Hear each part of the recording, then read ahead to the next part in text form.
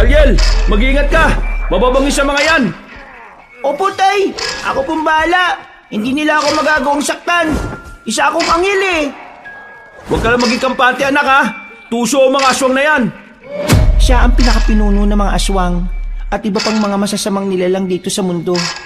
Siya ang bathala na kung tawagin ay Sitan. Pada sa likod ka! Humanda ka sa pagbabalik ka! Ah! Hindi ka na makakabalik pa, Sitan! Sitan! Sitan! Sitan! Sitan!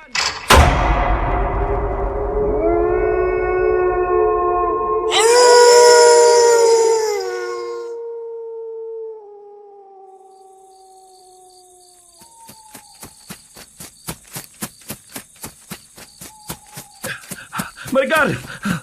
Bilisan mo! Baka maubos pa ng mga aswang ang mga taga-kabilang nayon! Sige! Nakasunod ako sa likod mo! Mauna ka na lang! At baka hindi na magandang sitwasyon doon! Walang niya talagang mga aswang yan, oh! Hindi pa rin sila nadadala hanggang ngayon! Hindi nga sila nauubos eh! Sigurado ako na may mas makapangyarihang nilalang na nagpapadala sa kanila rito! Kung hindi ako nagkakamali, kampo ng demonyo yon! Ang sabihin mo, baka siya mismo ang hari ng mga demonyo! Talaga naman oh! Pero sige, kung gusto nila ng ubusan, papatayin natin silang lahat! Teka, naririnig mo ba yung naririnig ko? Tumigil muna tayo! Oh, bakit? Ano bang naririnig mo? Parang may umiiyak na sanggol eh. Ha? Guni-guni mo lang yun, Maricar. Huwag mo nang intindihin yun. Baka pinaglalaruan ka lang ng mga engkanto. Pero sanggol talaga na umiiyak yung narinig ko eh. Sandali lang, mukhang dun banda yun. Hindi na nakaimik pa si Orlando nang tumakbo si Maricar papunta sa pinagmumula ng ingay. Nang makabalik na si Maricar, sinabi niyang wala naman siyang nakita. Minabuti niyang magpatuloy sa pagtakbo hanggang sa makarating sila sa kabilang baryo. Nang naroon na sila, pareho silang napakunot ng noo nang malaman nilang wala namang mga aswang doon. Dahil dito, minabuti nilang bumalik na lang sa kanilang dinaanan. Nang malapit na sila sa gubat, nakarinig sila ng mga pag-angil. Sinundan niyo ng mga iyak ng sanggol, kaya nabahala silang dalawa. Mukhang yan yung naririnig ko kaninang umiiyak. Baka nga may sanggol na naiwan sa gubat. Orlando, baka napagdidiskitahan siya ng mga aswang. Baka nga, Maricar. Tara, dito na lang tayo dumaan para mas mabilis nating matuntun yung kinaroroonan niya. Bilisan lang natin. Baka kung ano na nangyayari sa sanggol. Diyos ko naman oh, ilayo niyo siya sa kapamakan. Ayun, mukhang doon nanggagaling yung iyak ng sanggol. Halika, lapitan natin. Ihanda mo lang yung itak mo. At baka may mga aswang nga dyan. Sige Orlando, eto na. Nahugot ko ng itak ko.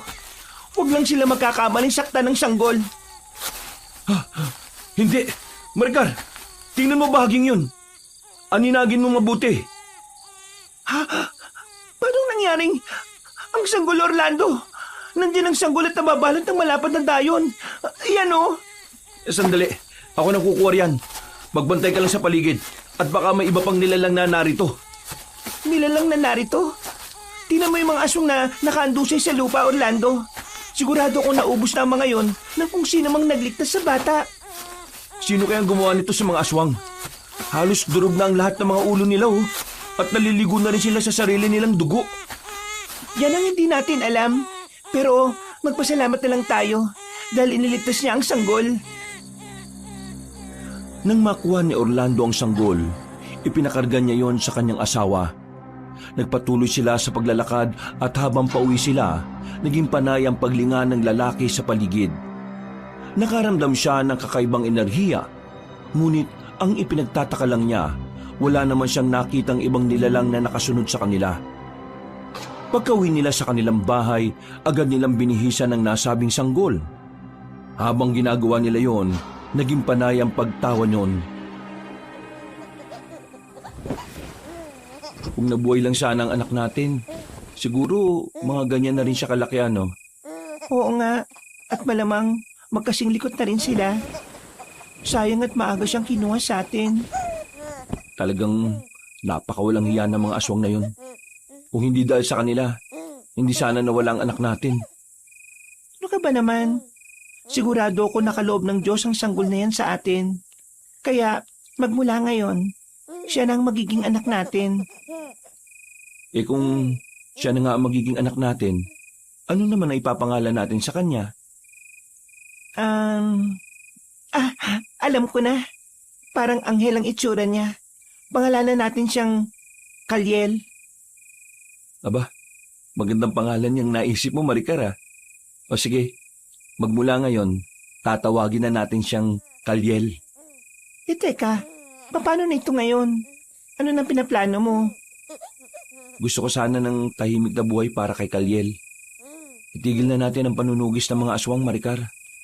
Pupunta tayo sa malayong lugar at doon, magsisimula tayo ulit. Ibig mong sabihin, aalis tayo sa baryo kahit pa na palaging inaatake ng aswang ito? Oo. Hindi natin matututukan ng paglaki ni Kalyel kapag ipinagpatuloy natin ang pagiging manunugis eh. Kailangan ng sanggol na yan ng mag-aalaga sa kanya at magmamahal. Sa bagay, may punto ka naman. O sige, bukas pagkagising, ihanda ko kagad ng mga damit at iba pang mga kagamitan nating dadalhin. Mas mabuti pa nga. O sige, patulugin na natin ang sanggol at nang makapagpahinga na rin tayo. Ako nang bahala. Mauna ka nang mahiga, Orlando. Napatango na lamang si Orlando at sinunod ang sinabi ni Maricar. Ilang sandali lang, nakatulog na rin si Kalyel. Kaya naiga na sa tabi niya ang kanyang asawa. Nagkwentuhan sila patungkol sa magiging plano nila hanggang sa tuluyan na silang nakaidlip. Subalit, makaraan lang ang ilang oras, nagising siya at nagsimulang kumabog ng malakas ang dibdib niya. Hindi niya alam kung ano ang rason nun, kaya nagmatsyag siya sa paligid hanggang sa tuluyan ng tumilaok ang mga tandang. Noon lang din siya nakampante, kaya sinikap niya ang makaidlip ng kahit na ilang oras. Pagkagising niya, Oh, gising ka na pala. Bakit parang inaantok ka pa? Hindi ka ba nakatulog ng maayos? hindi eh.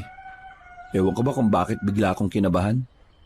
Baka naman kung ano-anong iniisip mo. Wala naman akong iniisip eh.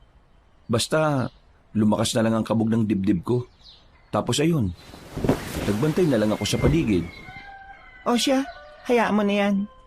O ano, tutuloy ba tayo sa pag-alis? Naihanda ko na mga dadali natin kung sakali. Oo naman, para kay Kalyel. Kailangan nating magbagong buhay. Huwag lang tayong susundan ng gulo na dulot ng mga aswang na yan. Kung hindi, uubusin ko talaga sila. Pero siyempre, ipagdasal na rin natin na sana hindi na tayo guluhin pa ng mga nilalang na yon. May anak na tayo eh. Oo nga, Maricar. Basta, kahit na anong mangyari, papangalagaan ko kayo ni Kalyel. Maraming salamat naman, mahal ko. Nagpasya na rin si Orlando na maligo at magbihis. Nang matapos na sila, nagpasya na silang umalis sa nasabing baryo. Sakay sa kangga, nahila ng kanilang alagang kalabaw.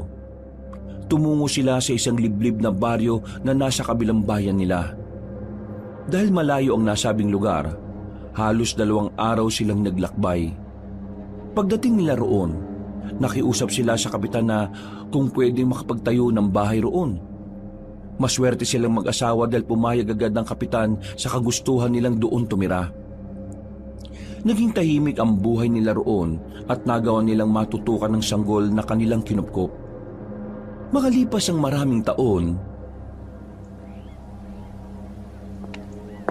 payagan na kasi natin si Kalyel na makipaglaro sa kapwa niya bata. Paano naman siya matututo ng pakikisama sa kapwa kung ikukulong natin siya rito sa bahay? Ayaw ko lang naman na masugatan siya sa labas eh. Isa pa, baka tuksuin siya ng mga magiging kalaro niya. Oh, bakit naman? Dahil ba isa siyang anak araw? Bakit? Tao din naman siya. Isa pa, bibihira nga yung ganyan eh. May swerteng hatid ang mga ganyang tao. Mga bata lang ang kalaro niya. Hindi nila maiintindihan ang patungkol sa bagay na yan. Basta, para sa akin, mas mabuti kung hahayaan natin siya. Kailangan niya makibagay sa mga tulad niyang bata. Tanggapin man nila siya o hindi. Ikaw ang bahala. Basta kapag umuwing umiiyak yung anak natin, hindi ko na siya hahayaan pang lumabas ng bahay, O sige na, ikaw ang bahala. Basta bigyan lang muna natin siya ng pagkakataon para malibang at makapamuhay naman ng Norman. Oo na, Orlando. Payag na ako sa gusto mong mangyari.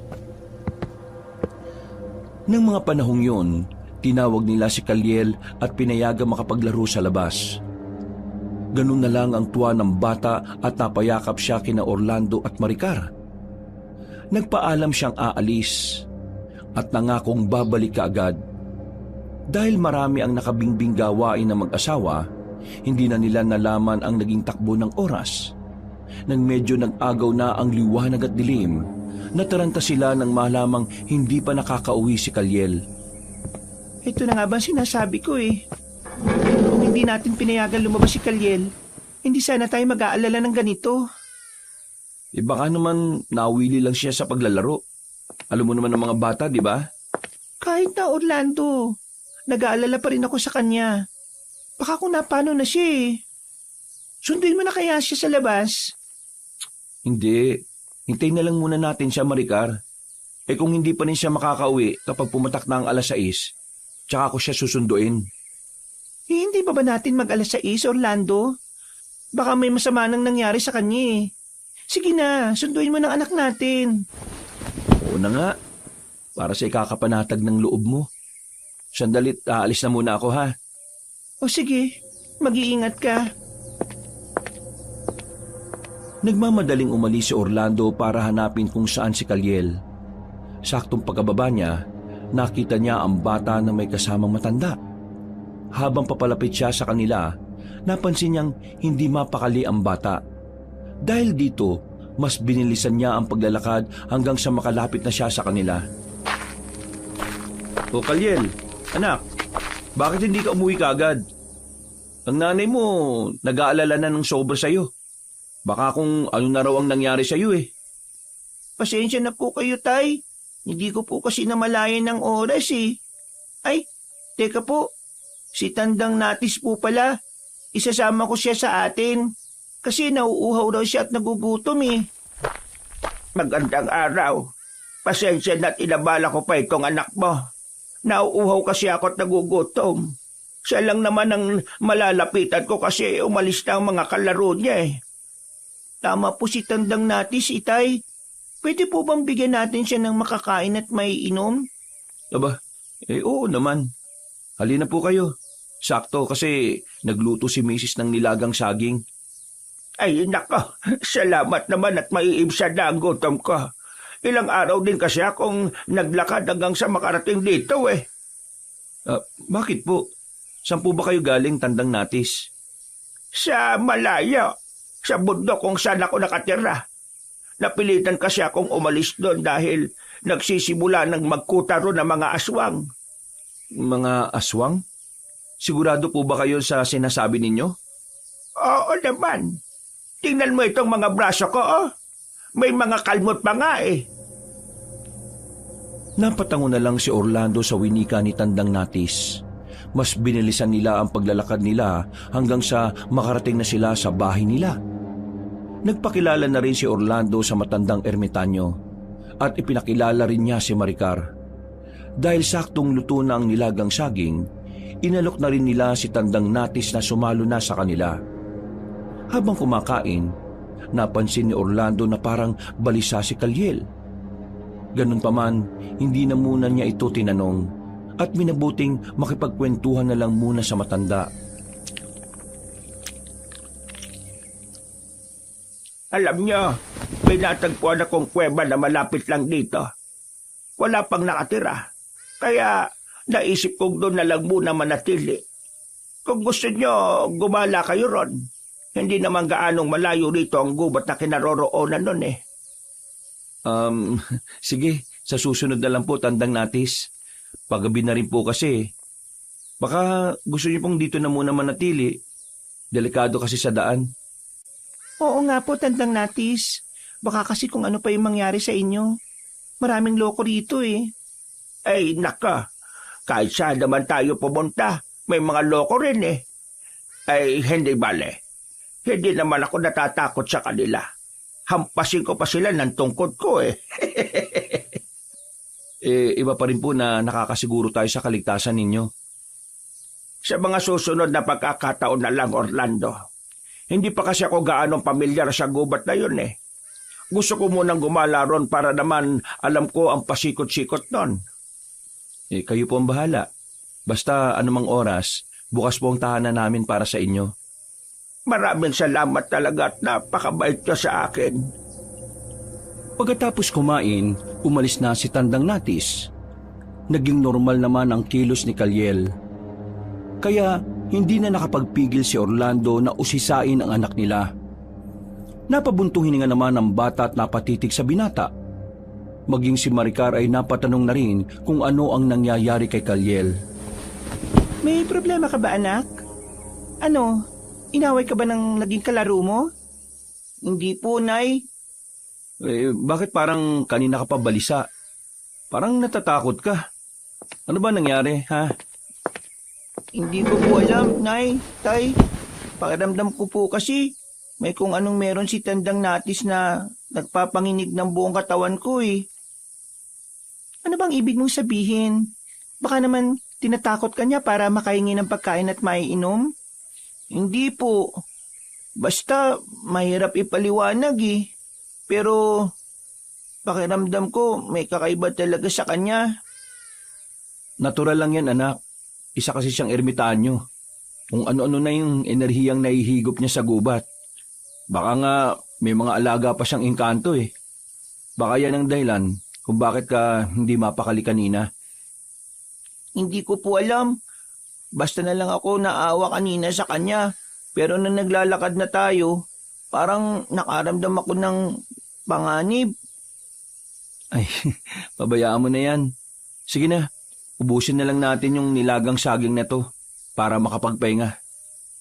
Ayos lang ba na ito na munang hapunan natin? Oo naman po. Sa totoo nga lang, usog na talaga ako eh. Puno na po yung tiyan ko, Tay. Inilihis ng mag-asawa ang kanilang topic para mawala na ang takot ng bata. Nang matapos na silang kumain, nagkwentuhan silang tatlo patungkol sa kung ano-ano. Kalaunan, pareho silang nakaramdam ng antok. Kaya nagdesisyon silang matulog na muna. Naging mahimbing naman ang tulog nilang tatlo. Pero nang pumatak na ang hating gabi, nagising si Orlando. Dahil sa sigaw ng isa nilang kabaryo. Nagtaka siya kung ano yon, kaya tumayo siya at lumapit sa bintana. Nasa kalagitnaan siya ng pagsilip na makarinig siya ng yabag ng paa na papalapit sa kanya. Itay, bakit po gising po kayo? Ano pong meron sa labas? May narinig kasi akong ingay eh. Parang may sumigaw sa isa nating kanayon. Hindi ko alam kung ano ang rason eh.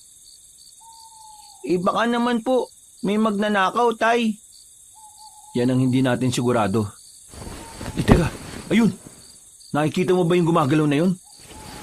Yun po bang tatlong nilalang na palipat-lipat? May binubuhat po ang isa sa kanila eh. Baka nga po mga magnanakaw yun, Tatay Orlando. Hindi sila mga magnanakaw, anak. Tingnan mo kung paano sila gumalaw. Aba, oo nga po no. Parang mga mababangis na hayop sila. Saka nagbabaga pa po yung mga mata nila. Ito na nga ba sinasabi ko eh. Mga aswang sila, Kaliel. Sigurado akong nakarating na dito mga aswang. Aswang po? Teka, mukhang pamilyar sila sa akin ah. Hindi ko lang po alam kung saan ko sila nakita o nakasama. Huwag ka na mag-isip ng malalim patungkol dyan. Oo, mga aswang sila. Mga nilalang ng dilim na naghihintay lang ng pagkakataon para umatake sa mga walang laban sa kanila. Naku, nakakatakot naman po yan, Tay. Kaya ikaw, mas mabuting huwag ka na muna magpapaabot ng dilim sa labas ha. Bago pa man mag-alas 5 ng hapon, umuwi ka na. Ang ibang aswang kasi, kahit alas 6 pa lang, umaatake na. Opo, Tay.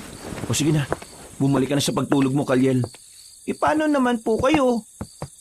Maya-maya matutulog na rin ako.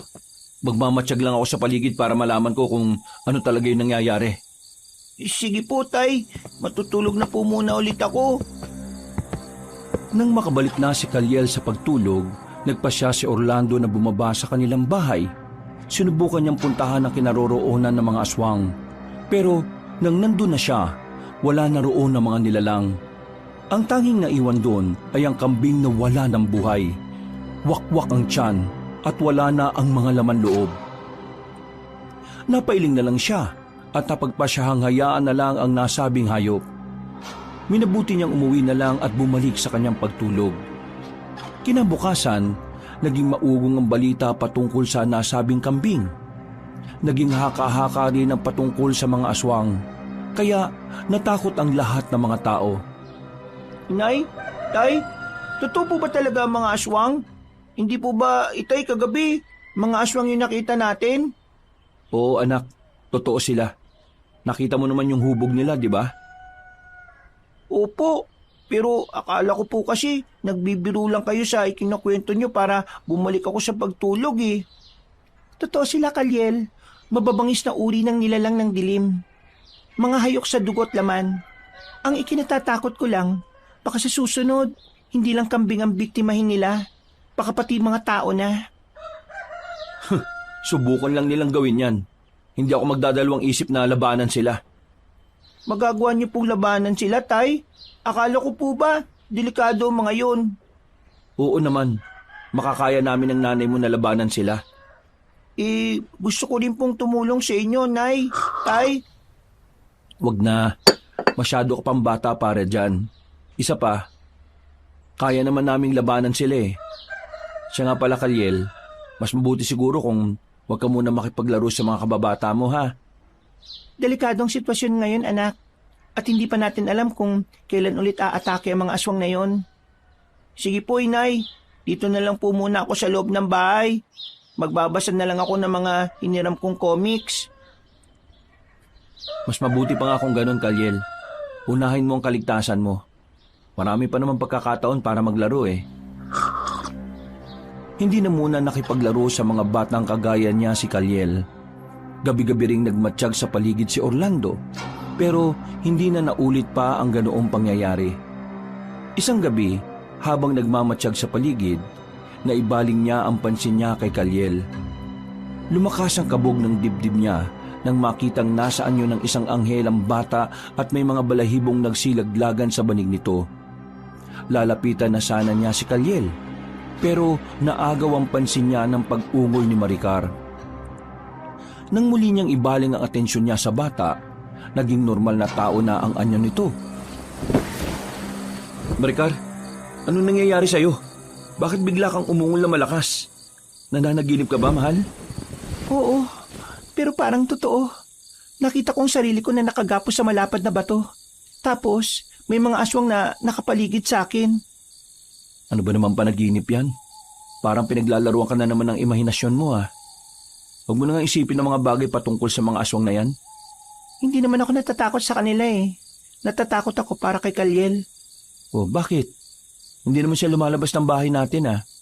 Kung lumabas man siya, hanggang dyan lang siya sa tapat ng pinto natin. Ewan ko ba? Pakiramdam ko, isang babala ang naging panaginip ko. Basta, kung ako sa'yo, huwag mo nang isipin ang bagay na yan. Matatakot ka lang at hindi makakatulog na maayos. Oo, sige na. Ibabaling ko na lang ang pansin ko sa ibang bagay. Ay, teka. Narinig mo ba yung pagilik ni Kalyel? Napaka-komportable niya sa higaan niya, oh. Oo nga eh. Pero wala ka bang napapansin kakaiba sa kanya? Anong ibig mong sabihin, Orlando? Wala naman ako napapansin sa kanya eh.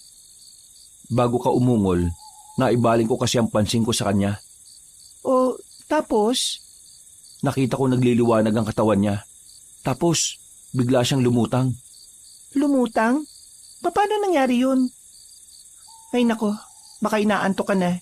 Matulog ka na muna kung hindi mo na kaya. Sige na. Hindi pa naman ako inaantok. Pero oo, lumutang siya.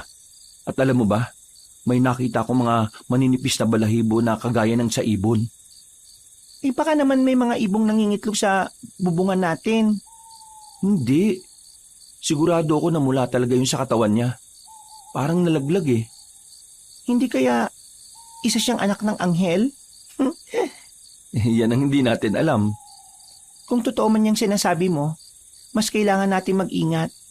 Baka pag-interesan siya ng mga masasamang nilalang eh. Subukan lang nila. Dadaan muna sila sa ibabaw ng bangkay ko. Dahil sa nangyari kay Kalyel, nagpasya silang mag-asawa na bantayan ang bata hanggang sa tuluyang mag-umaga. Minabuti na rin nilang huwag na munang tanungin ang anak nila patungkol doon.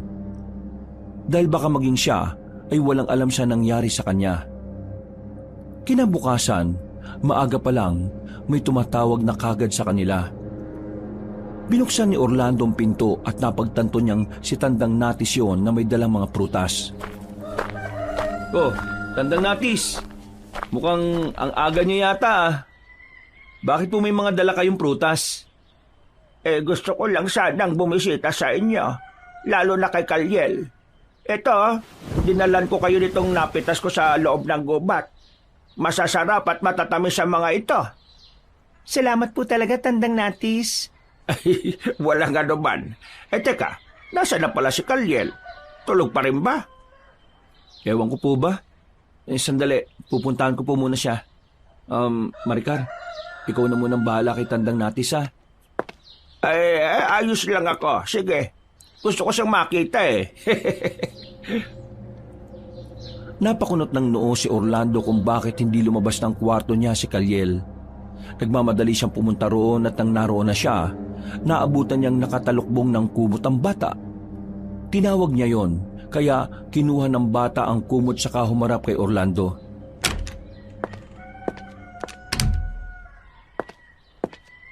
Ano ba nangyayari sa'yo, Kalyel? Bakit parang natatakot ka? Wala po, tay. Hindi ko nga po alam eh. Nanginig lang po bigla yung buong katawan ko. Parang may kinatatakutan ako. Baka naman masama lang ang pakiramdam mo.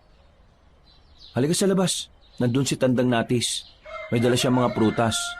At para sa'yo daw lahat ng mga yon. Talaga po? Oo. Hinahanap ka nga niya eh. Halika na, anak. Naghihintay siya sa'yo eh. Sige po, tay. Teka po. Wala po ba kayong napapansin kakaiba sa kanya? Ano bang ibig mo sabihin, anak? Nakikita ko po kasi yung parang liwanag na nakapalibot sa tao eh. Katulad ng sa inyo ni nanay. Kulay puti po ang nakapaligid sa inyo. Pero si Tandang Natis po. Oh, bakit? Ano bang kulay ng aura niya? Kulay itim po itay eh. Ano po kaya ibig sabihin nun? Hindi ko rin alam. Pero sige, pabayaan na muna natin ang mga aura-aura na yan. Halika na, naghihintay siya sa'yo. Gusto ka raw niyang makita eh. Sige po, Tay Orlando. Bumalik si Orlando sa sala at kasama na niya si Kalyel. Nang naroon na, nagkwentuhan sila at sinabi ng matandang ermitanyo na gusto niyang isama si Kalyel sa kuweba nito. Subalit, dahil sa sinabi ng bata patungkol sa maitim na aura ng matandang ermitanyo, hindi pumayag si Orlando. Siguro po sa susunod na lang, Tandang Natis. Hindi kasi sanay si Kalyel sa mga gubat eh. Mabilis lang naman sana. Igagala ko lang sana siya sa kuweba ko. Ihahatid ko lang din sana siya kagad. Sa susunod na lang po, Tandang Natis. Pangako po, sasama na ako sa susunod. Basta po kasama si nanay o si tatay ha. Sige. Basta pangako mo yan, Kalyel ha. Oo naman po. Napangiti na lang si Tandang Natis saka nagpaalam na aalis na. Nung wala nang matanda, napagkwentuhan nila ang patungkol sa maitim na aurang yon. Napailing na lang si Orlando at napaisip kung totoo nga bang sinasabi ni Kalyel o baka pinaglalaruan lang siya ng kanyang mga mata dahil sa kalagayan niya. Minabuti nilang huwag nang kainin ang prutas dahil baka kung ano pa ang mangyari sa kanila. Kinagabihan, matutulog na sana silang tatlo nang makarinig sila ng ingay sa hindi kalayuan. Alam nila na sa baryo lang nila nanggagaling yon. Kaya nabahala sila. Maricar, mahal, magpaiwan ka na rito ha. Samahan mo lang si Kalyel. Aalis muna ako at aalamin ko kung ano ba yung nangyayaring yon. Hindi kita pwedeng hayaan na mag-isang susugod doon. Sasama ako sa'yo. Wag na. Walang makakasamang anak natin dito. Mamaya baka kumapano pa siya rito. Hayaan mo, babalik din kagad ako. Pero delikado ang gagawin mo eh. Mukhang marami ang mga aswang na nananalasa sa kanayunan. Baka kung ano pa mangyari sa'yo, Orlando. Ako rin po. Gusto kong sumama sa inyo. Tutulong din po ako, inay, tay. Hindi anak. Dito ka lang sa bahay natin. At baka kumapahama ka pa. Mas ligtas ka kung may iwan ka rito. Pero baka kung sundin mo na lang ang sinabi ng tatay mo, anak. Mas ligtas ka dito sa bahay. Teka, Orlando, baka hindi mo sila kayanin. Kailangan mo ng tulong ko. O sige Maricar, kung gusto mong sumama, papayagan kita. Pero siguraduhin na lang muna natin na nakasara ng mabuti ang mga bintana sa kapintuan bago tayo umalis. Baka kasi makapasok ang mga aswang dito sa atin eh. Sandalit kukunin ko lang ang mga itak natin. Sige, gabayan sana tayo ng Panginoon. Isuot mo na rin ang medalyon mo. At nang may karagdagang proteksyon tayo. Kailangan pa ba yon? May mga mutya naman tayong naisubo saka naibaon na sa katawan natin yon. Sige lang. Mas mahalaga may iba pa tayong proteksyon. Ang mutya ay galing sa kalikasan. At ang medalyon naman natin, nagmula sa karunungan ng Diyos. O siya, sige na. Sandali lang at kukunin ko rin yung mga yon. At na makaalis na tayo. Nang makabalik na si Maricar, inihabilin ni Orlando si Kalyel na wag lalabas kahit na ano pa man ang mangyari. Napatungo naman ang bata at isinara niya ang pinto nang makababa na sina Orlando. Nagmamadaling naglakad ang mag-asawa hanggang sa tuluyan na silang makalayo sa kanilang bahay. Nasa kalagitnaan na sila ng paglalakad nang makarinig sila ng mga angil na nagmumula sa pinakadulong bahagi ng baryo nila. Sinipat nila ang paligid hanggang sa may makita silang mga nilalang na nagkalat at animoy nagkanya-kanya sa paghahanap ng mabibiktima. Hindi maganda to. Mukhang naglipanan na sila sa baryo ah. Hindi kaya may nagpadala sa kanila rito? Hindi ko alam. Baka nga malapit lang dito yung lungga nila eh. At baka panahon nila ngayon para mambiktima. Kawawa ang mga taong nagiging biktima ng mga aswang na yan. Tama ka. Kaya kailangan natin silang tulungan. Ayaw ko matulad ng mga tao dito sa mga taga-kabilang nayo natin dati. Inubos sa mga aswang. Dahil wala silang kakayahan na lumaban. Wala tayong ibang mapagpipilian kung hindi ang bumalik sa dati nating ginagawa. Pero sa panahon ngayon, mas kailangan nating mag-ingat. May anak na tayong naghihintay sa pag-uwi natin. Tara na. Kung hindi man natin mauubos sa mga aswang, hahanapin natin ng paraan para maitaboy sila. Sige, kailangan na natin mapaghandaan ang susunod na pag-atake nila. Natigilan sila sa pag-uusap na may makita silang tatlong nilalang na papalapit sa kanilang pwesto. Inihanda nila ang kanilang itak at nang ilang dipan na lang ang layo ng mga aswang, sinugod nila ang mga yon sa kanilabanan. Nasa kalagitnaan na sila ng pakikipaglaban sa tatlong nilalang nang mapansin nilang may iba pang aswang na papalapit sa kanilang kinaroroonan. Nabahala si Orlando para sa kaligtasan nila, kaya mas pinag-igihan pa niya ang pakikipaglaban. Subalit dahil mas malakas ang mga aswang at mas marami sila, nagawa nilang mapabagsak ang mag-asawang manunugis. Orlando, paano na si Kalyel? Baka kung anong gawin sa kanya ng mga aswang. Mamamatay na tayo rito, Orlando. Hindi tayo mamamatay. Sandali, sisikapin ko makapalag sa kanila. Lalabanan ko silang lahat, kahit na mano-mano lang. Huwag. Baka kung patayin ka nila kaagad. Alamin na muna natin kung saan nila tayo dadalhin. Hindi ko nahihintay ng bagay na yan. Kailangan ko maubos sa mga aswang na ito. Alang-alang kay Kalyel.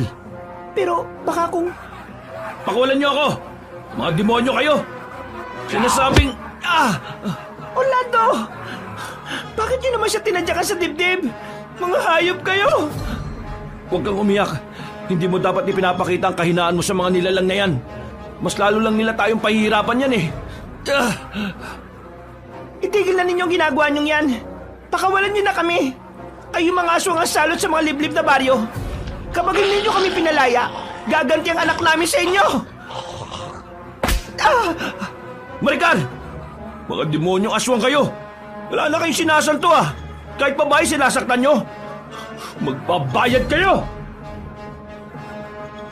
Natigilan si Orlando sa kanyang pagsasalita nang makakita siya ng isang nilalang na lumilipad palapit sa kanilang kinaroroonan.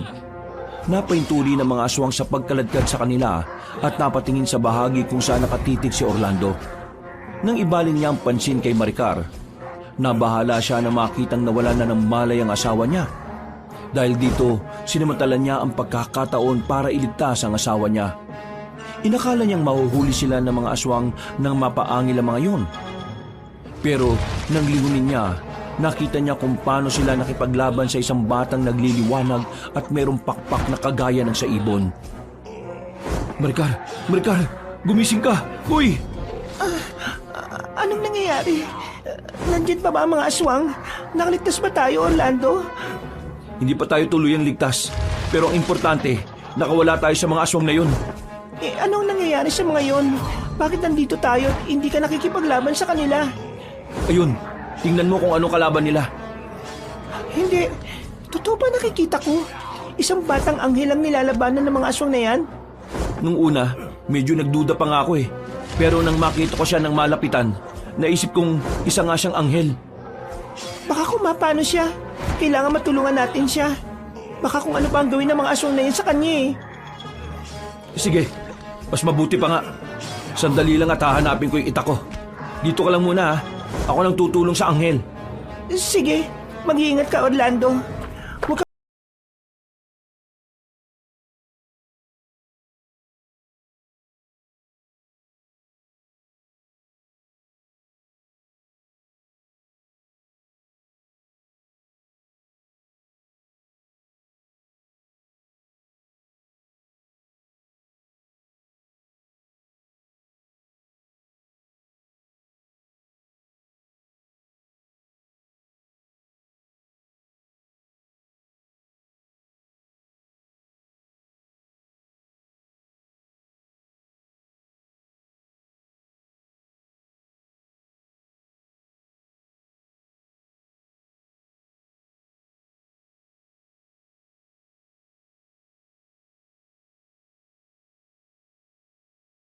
Balikan na lang si Maricar na nooy nakatayo na rin. Ubus na ang mga aswang, pero hindi natin alam kung kailan ulit aatake rito yung mga yon. Ang anghel, nasa na siya? Nakausap mo ba siya? Hindi Bigla na lang umalis nung tanungin ko siya. Parang umiiwas. Sayang naman. Nalaman na sana natin kung sino yung nagpadala sa kanya at kung bakit niya tayo tinulungan. Tutulungan kaya niya ulit tayo? Yan ang hindi natin alam. Pero kung tutulong man siya sa atin, sana bigyan niya tayo ng pagkakataon para makilala siya. Teka, ang mga katawan pala ng mga aswang. Anong gagawin natin sa mga yan? May malalim na bangin malapit dito sa dulo ng baryo. Ilog ang nasa ilalim nun. Kaya siguradong aanurin sila ng tubig. Hawakan mo na lang itong mga itak at ako nang bahala sa mga katawan nila. Sige, mag-iingat ka ha. Baka may iba pang mga aswang na narito. Mag-iingat ka rin. Sige na, bibilisan ko lang ang pagliligpit sa mga bangkay na yan. Pagkatapos uuwi na tayo. Umalis si Orlando para itapon sa bangin ang mga bangkay ng aswang. Dahil malalim na ang gabi noon, alam niyang walang ibang taong nakakita sa kanyang ginawa. Halos inabot siya ng 1 oras bago niya maitapon lahat ng katawan. Noon din, binalikan niya si Maricar at niyayang umuwi na. Dulot na matinding pagod niya, agad siyang nakatulog at hindi na nakapaglinis ng kanyang katawan. Kinabukasan, naging matunog sa kanilang baryo ang patungkol sa pananalasa ng mga aswang. May kwento rin kumalat na may nakakita kung paano labanan ng isang babae at lalaki ang mga nilalang. Nakapagtataka lang talaga. Hindi man lang natin nakita kung sino mang saksi ng anghel. Baka naman sa atin lang talaga siya nagpakita, Orlando. Ano po yung pinag-uusapan nyo, Nay? Tay? Anghel po ba? Oo anak, Kagabi kasi, nung nakikipaglaban kami ng nanay mo, may tumulong sa aming anghel. Parang bata pa siya eh. Pero nakita ko kung paano siya makipaglaban. Mas bihasa pa siya sa akin. Eh baka naman po hindi siya totoong anghel, itay. Totoo siya, anak. Nakita ko nga nagliwanag ang katawan niya eh. Saka may pakpak siya na parang sa ibon. Ay nako, kung anghel man siya o hindi, magpasalamat na lang tayo kasi tumulong siya sa atin. Hindi rin nagkaroon ng pagkakataon ng mga aswang na maghasik ng lagim dito. Kaya ikaw, Kalyel, mag-iingat ka palagi ha. Huwag kang gagala sa kung saan-saan at uuwi ka lang kung kailan mo lang gustuhin. Opo, mag-iingat ako palagi, Nay. Saka, hindi rin naman po ako nakikipaglaro sa mga bata rito eh. Mas gusto kong dumito na lang sa bahay natin. Yan, mabuti yan anak. Hindi naman masama makipaglaro eh. Pero sa panahon ngayon, unahin mo na muna yung kaligtasan mo. Opo, Tay. Ilang araw ring naging matunog ang patungkol sa nangyari. Nang medyo humupa na ang kwento patungkol kina Orlando, naging normal na rin naman ang buhay nila. Ganun pa man, hindi sila nakampante. At kapag sumasapit ang dilim, inihahanda na nila ang sarili nila para sa muling pananalasa ng mga aswang. Ikinuwento na rin nila kay Kalyel ang pagiging manunugis nila para maintindihan nito ang kung anong klase ng buhay ang meron sila. Kaya kami lumipat dito para mabigyan ka namin ng maganda at tahimik na buhay. Dito kasi wala gaanong nakakakilala sa amin. Eh bakit po may mga aswang ding umaatake dito? Hindi po kaya nasundan nila tayo? Yan ang hindi natin alam, anak. Pero mukhang hindi naman siguro. Baka talagang nandito na sila bago pa man tayo tumira rito. Pero bakit po tayo titira pa dito kung ganito din naman pala yung sitwasyon sa lugar na to? Pero alam niyo po, hindi po ako natatakot sa mga aswang na yan eh. Gusto ko nga pong sumama sa inyo para labanan sila. Ay nako, kung ako sa'yo anak, at tupagin mo yung pagbabasa ng mga aklat at comics. Diyan, kahit papano unti-unti matututo ka. Tama ang tatay mo. Hayaan mo, sa susunod na taon, papaaralin ka na namin. Hindi sapat ang mga itinuturo ko sa iyo eh. Iba pa rin kapag pumapasok ka sa paaralan. Talaga po, Nay? Oo, may naipon na kaming pera para dyan. Hindi habang buhay dito ka lang sa bahay natin anak. Naku, maraming salamat po. Sabik na nga po ako makapag-aral kagaya ng iba kong kalaro dito eh. Sa wakas. Napangiti na lang si Orlando nang makita niyang masaya ang kanilang anak. Nasa kalagitnaan sila ng ganong sitwasyon nang maaninag nila si Tandang Natis na papalapit sa kanilang bakuran. Sa hindi malamang rason ni Orlando, nakaramdam rin siya ng kaba. Sinabihan niya sina Maricar at Kalyel na pumasok muna sa kanilang bahay. Pero tumanggi ang dalawa. Magandang hapon sa inyo. Magandang hapon din po, Tandang Natis. Ano pong sadya niyo dito at naparito kayo? Ay, may nabalitaan kasi ako patungkol sa nangyari rito. May umatake raw ng mga aswang at nilabanan sila ng babae at lalaki sa tulong ng isang anghel. Anghel? Saan po ba nanggaling yung kwentong yan, Tandang Natis? Baka kwentong barbero lang yan. Sa pagkakaalam ko po kasi sa kwentong nagkalat dito, 2 tao lang po ang nakipaglaban sa mga aswang eh. Malabo po yung sinasabi nyo. Base naman sa nakuha kong impormasyon may anghel daw na tumulong sa 2. Kaya nagawa nilang matalong mga aswang. Ay nako, kung sino man po yung nagbibigay ng impormasyon sa inyo, sigurado na gumagawa lang siya ng kwento. Natitiyak kong sinusubukan ka lang po niyang linlangin. Ay siya, hayaan natin yon. Kung may anghel man na tumulong o wala, hindi naman mahalaga yun eh. Ang importante siya ngayon, si Kalyel. Gusto kong sumama siya sa akin dahil may ibibigay ako sa kanya. Ako po, Tandang Natis. Ano po yun? Saka mo na malalaman kapag nasa kuweba na tayo. O ano, sasama ka ba? Napag-usapan na po natin yan eh. Sasama si Kalyel kung kasama niya ako. Pero baka nakakaaksaya sa oras mo. Ang bata na lang, may bibigay lang naman ako sa kanya na isang importanteng bagay. Sige po, sasama ako pero basta sasamahan ako ni tatay.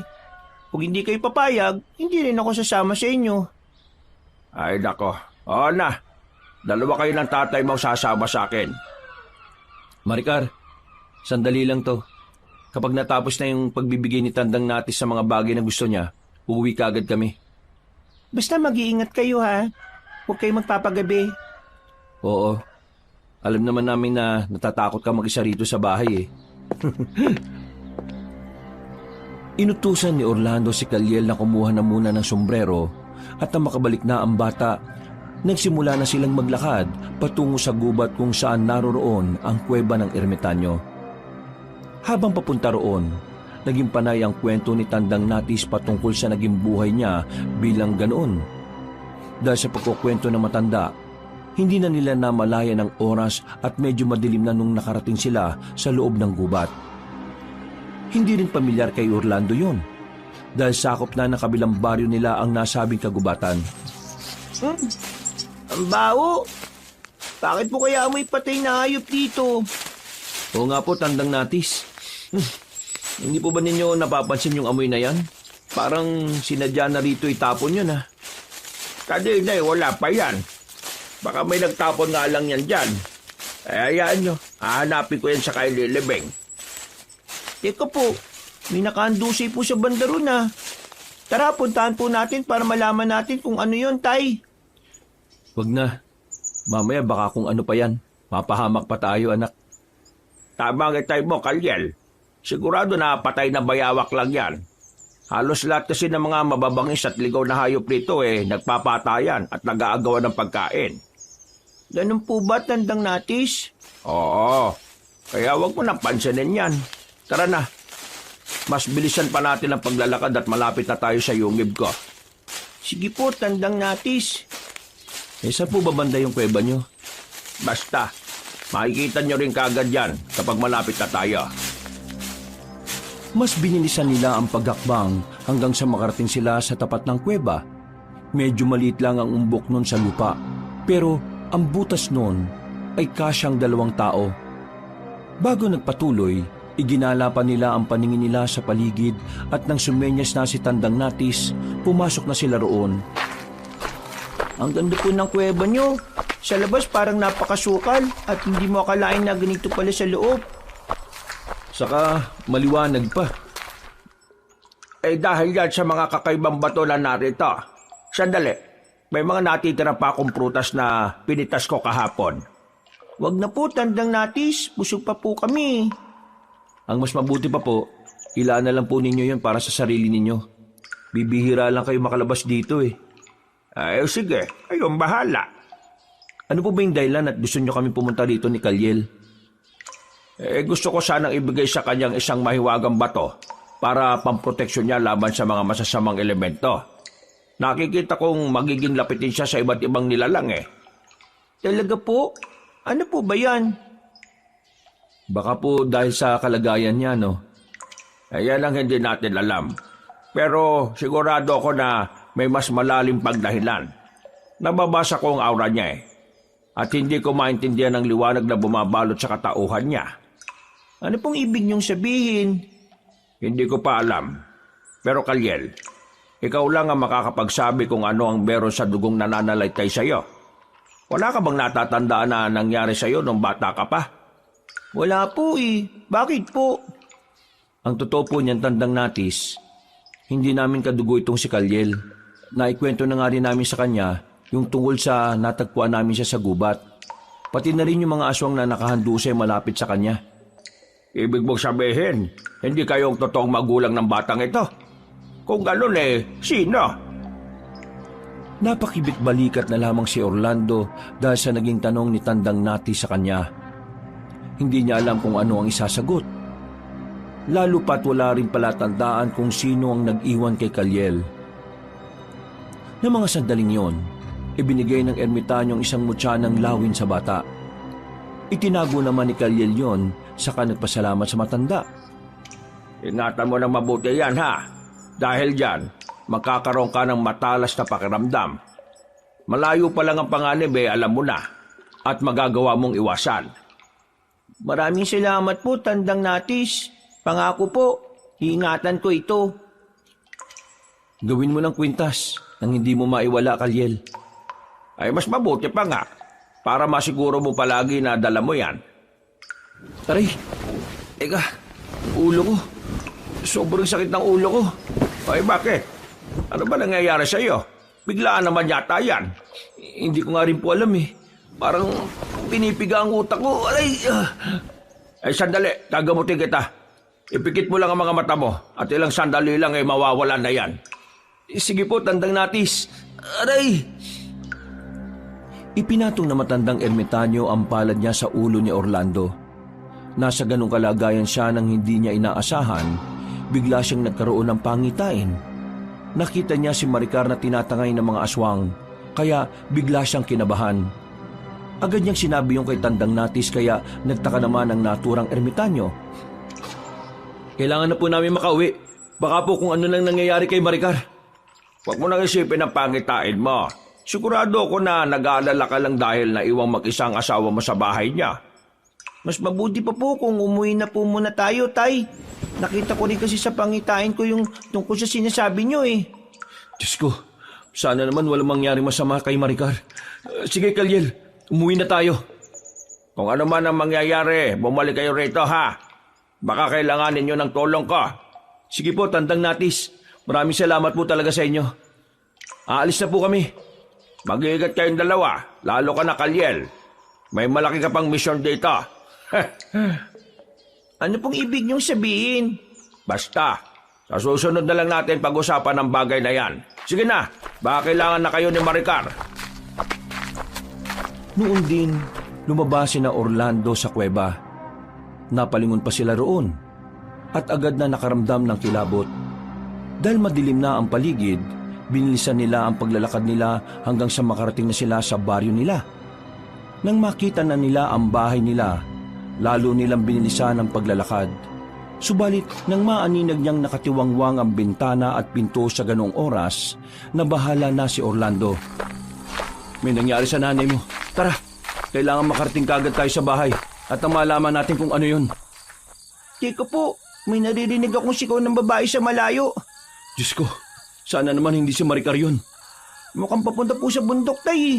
Basta boses ng babae ang naririnig ko. Kalyel, tumakbo na tayo pa uwi. Baka kinuha siya ng mga aswang. Ang mga hayop na yun. Magbabayad sila kapag may ginawa silang masama kay Maricar. Nang makarating sila sa tapat ng bahay nila, naging panay ang pagtawag nila kay Maricar. Subalit, nang walang sumasagot, pumasok na sila. Ganun na lang ang kabang naramdaman ni Orlando nang malamang wala roon ang asawa niya. Lumabas pa siya para alamin kung nandoon ang babae, ngunit wala nang presensya yon. Wala rito si Maricar.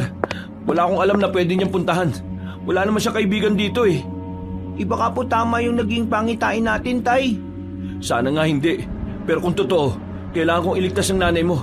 Baka kung anong gawin sa kanya ng mga aswang. Sasama po ko sa inyo, Tay. Pero masyado ka pang bata. Baka kung pagtulungan ka ng mga aswang at pati ikaw, mapahamak. Hindi naman po siguro, Tay. May ibinigay naman sa akin si Tandang Natis eh. At sigurado na makakatulong din ito sa atin. Sige, ikaw ang bahala.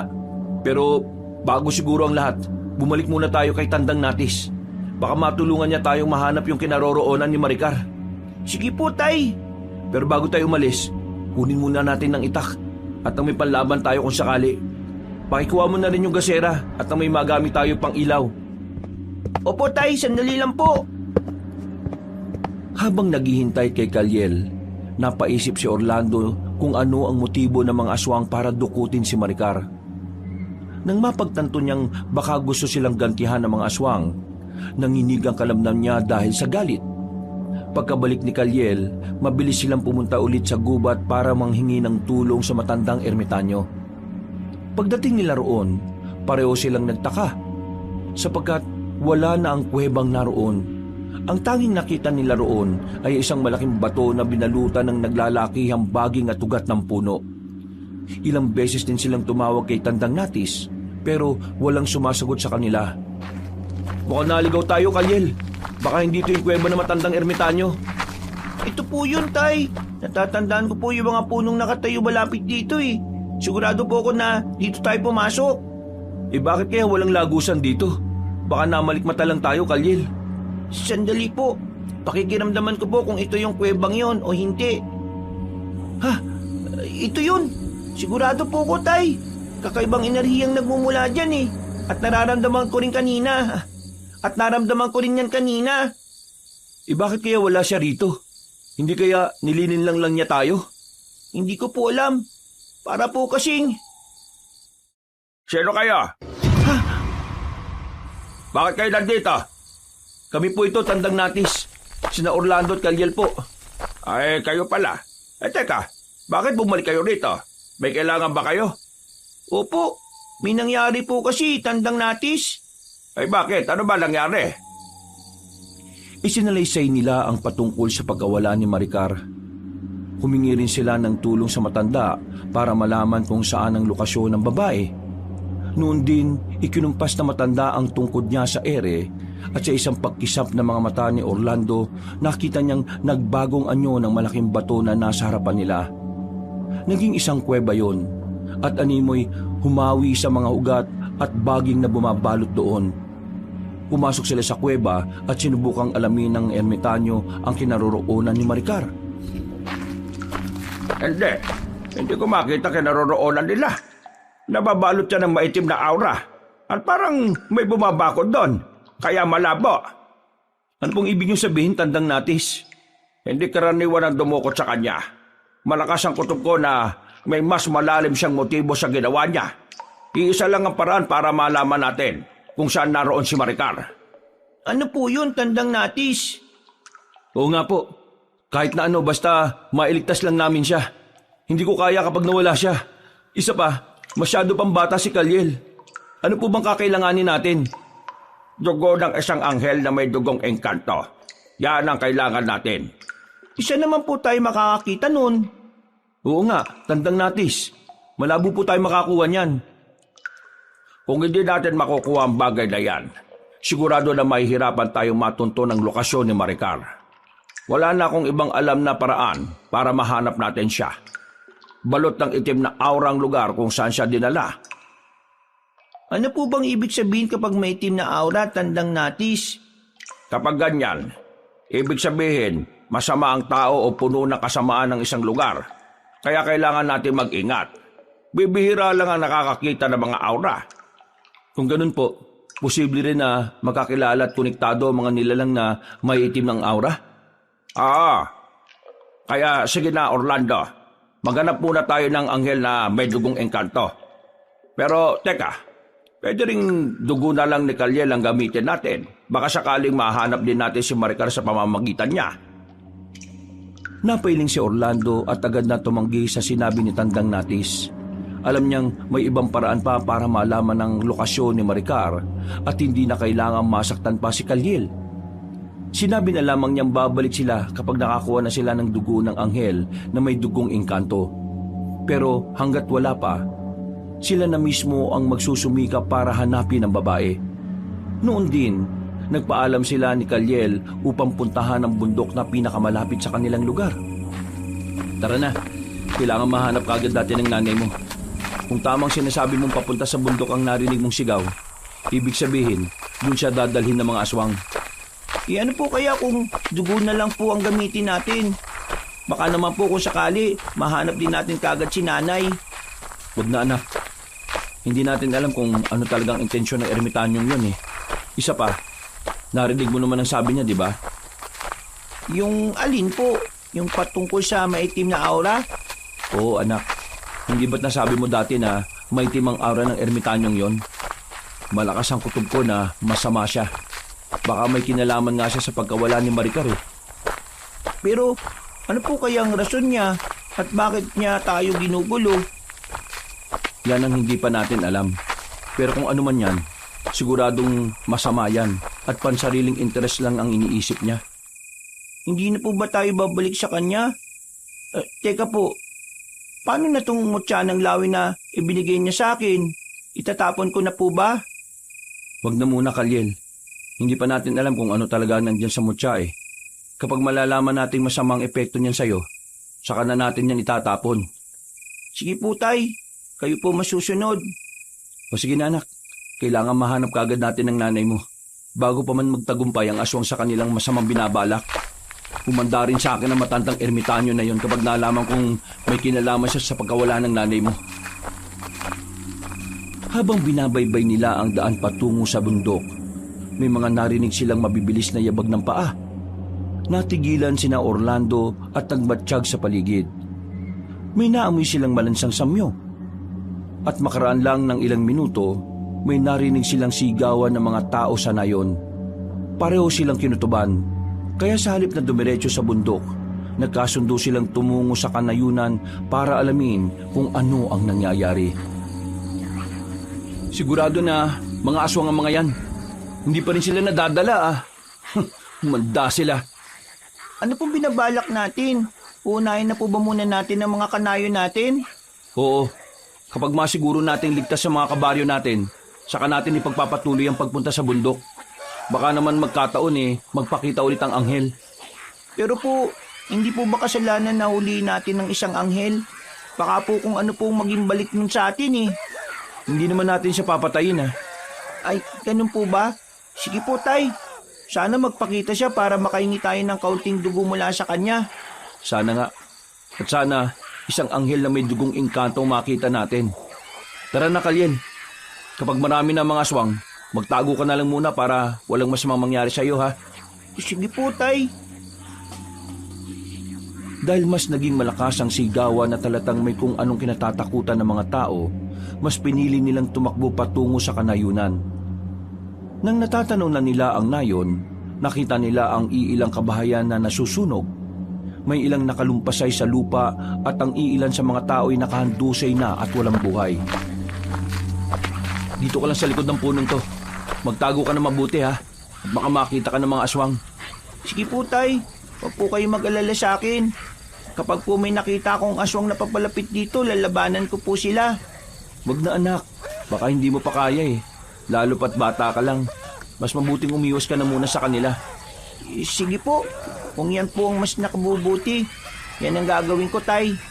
Akyat na lang po muna ako sa puno kung sakali. Mas mainam pa nga.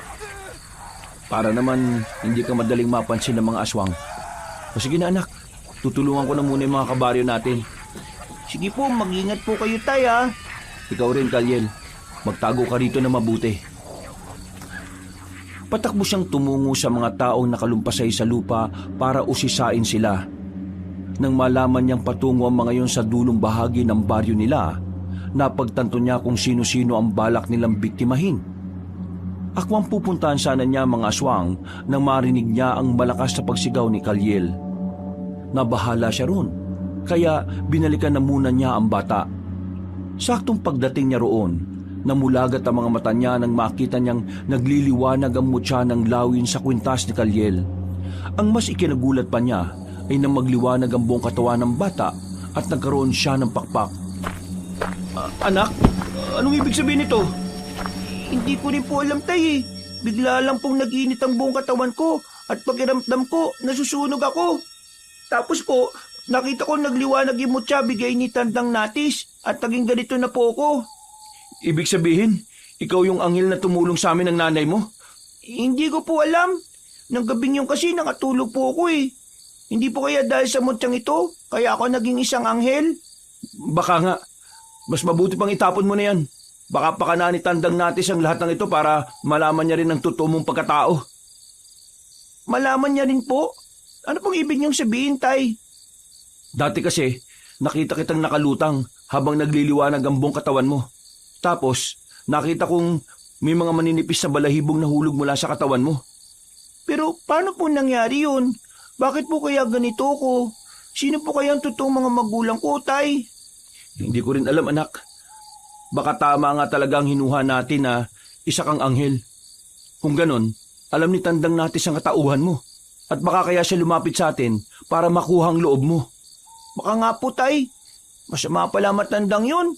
Sigurado po ako na planado niya ang lahat ng ito. Baka po siya po talaga nagpadukot kay nanay eh. Yan ang hindi pa natin sigurado. Pero bago natin alamin ang bagay na yan, may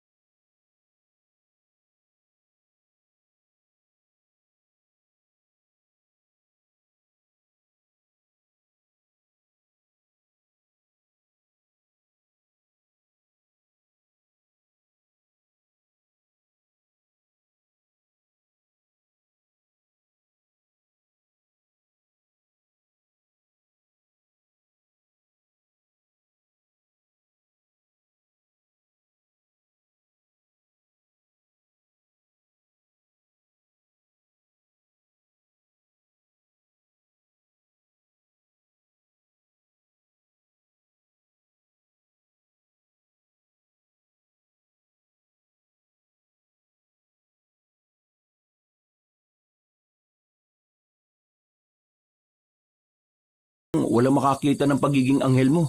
Delikado ka kay Tandang Natis. Sige po, mas mabuting magpalit na lang ako ng anyo. Sige na, bumalik ka na sa anyo mo bilang isang bata. Alam na ng ermitanyo ang totoo mong anyo. Kailangang hindi kanya malapitan at masaktan. Itay, mukhang may papalapit dito. O sige na, magpalit anyo ka na. Bago pa may ibang tao na makakita sa totoong katauhan mo. Kailangan na nating hanapin ang nanay mo. Sige po, eto na, magpapalit na po ako ng anyo.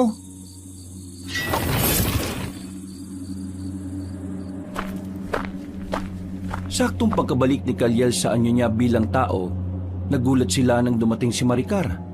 Natigilan sila at hindi makapaniwala dahil nakabalik na ang babae. Nung una, medyo nagduda pa si Orlando. Ngunit nang mahawakan niya ang asawa niya at mapagtantong tunay siya, natuwa sila at nagkayayaan ng umuwi. Ano ba nangyari? Saan ka ba nanggaling? Bakit bigla kang nawala? Hindi ko na matandaan eh. Hindi ko rin alam kung paano ko nakarating dito. Sumama ba ako sa inyo? Hindi po. Sa katunayan nga po, humingi kami ng tulong kay Tandang Natis. Kaso ang sabi niya, hindi ka po niya makita dahil balot daw sa itim na aura ang pinagdalhan sa iyo. Tama si Kaliel. Isipin mo yon. Gusto pa niya makakuha kami ng dugo ng anghel na may dugo ng engkanto raw. Saan naman kami makakahanap nun? Talagang napakasama niya. Humanda siya kapag nagkaharap kami. Magbabayad siya sa akin. Bakit po? Siya po bang nagpadukot sa inyo? Siya man o hindi, may masama siyang motibo sa'yo. Hindi dapat tayo pumayag na magtagumpay siya sa kanyang mga plano. Talagang napakawalang hiya niya. Sigurado na kapag nagtagumpay siya, gagamitin niya ang kapangyarihan ng anghel na makukuha niya mula sa dugo. Magagawa na niyang utusan ng lahat ng mga aswang na nagkalat sa lupaing ito. Teko po, alam po ba ninyong patungkol kay Tandang Natis? Oo nga, Maricar.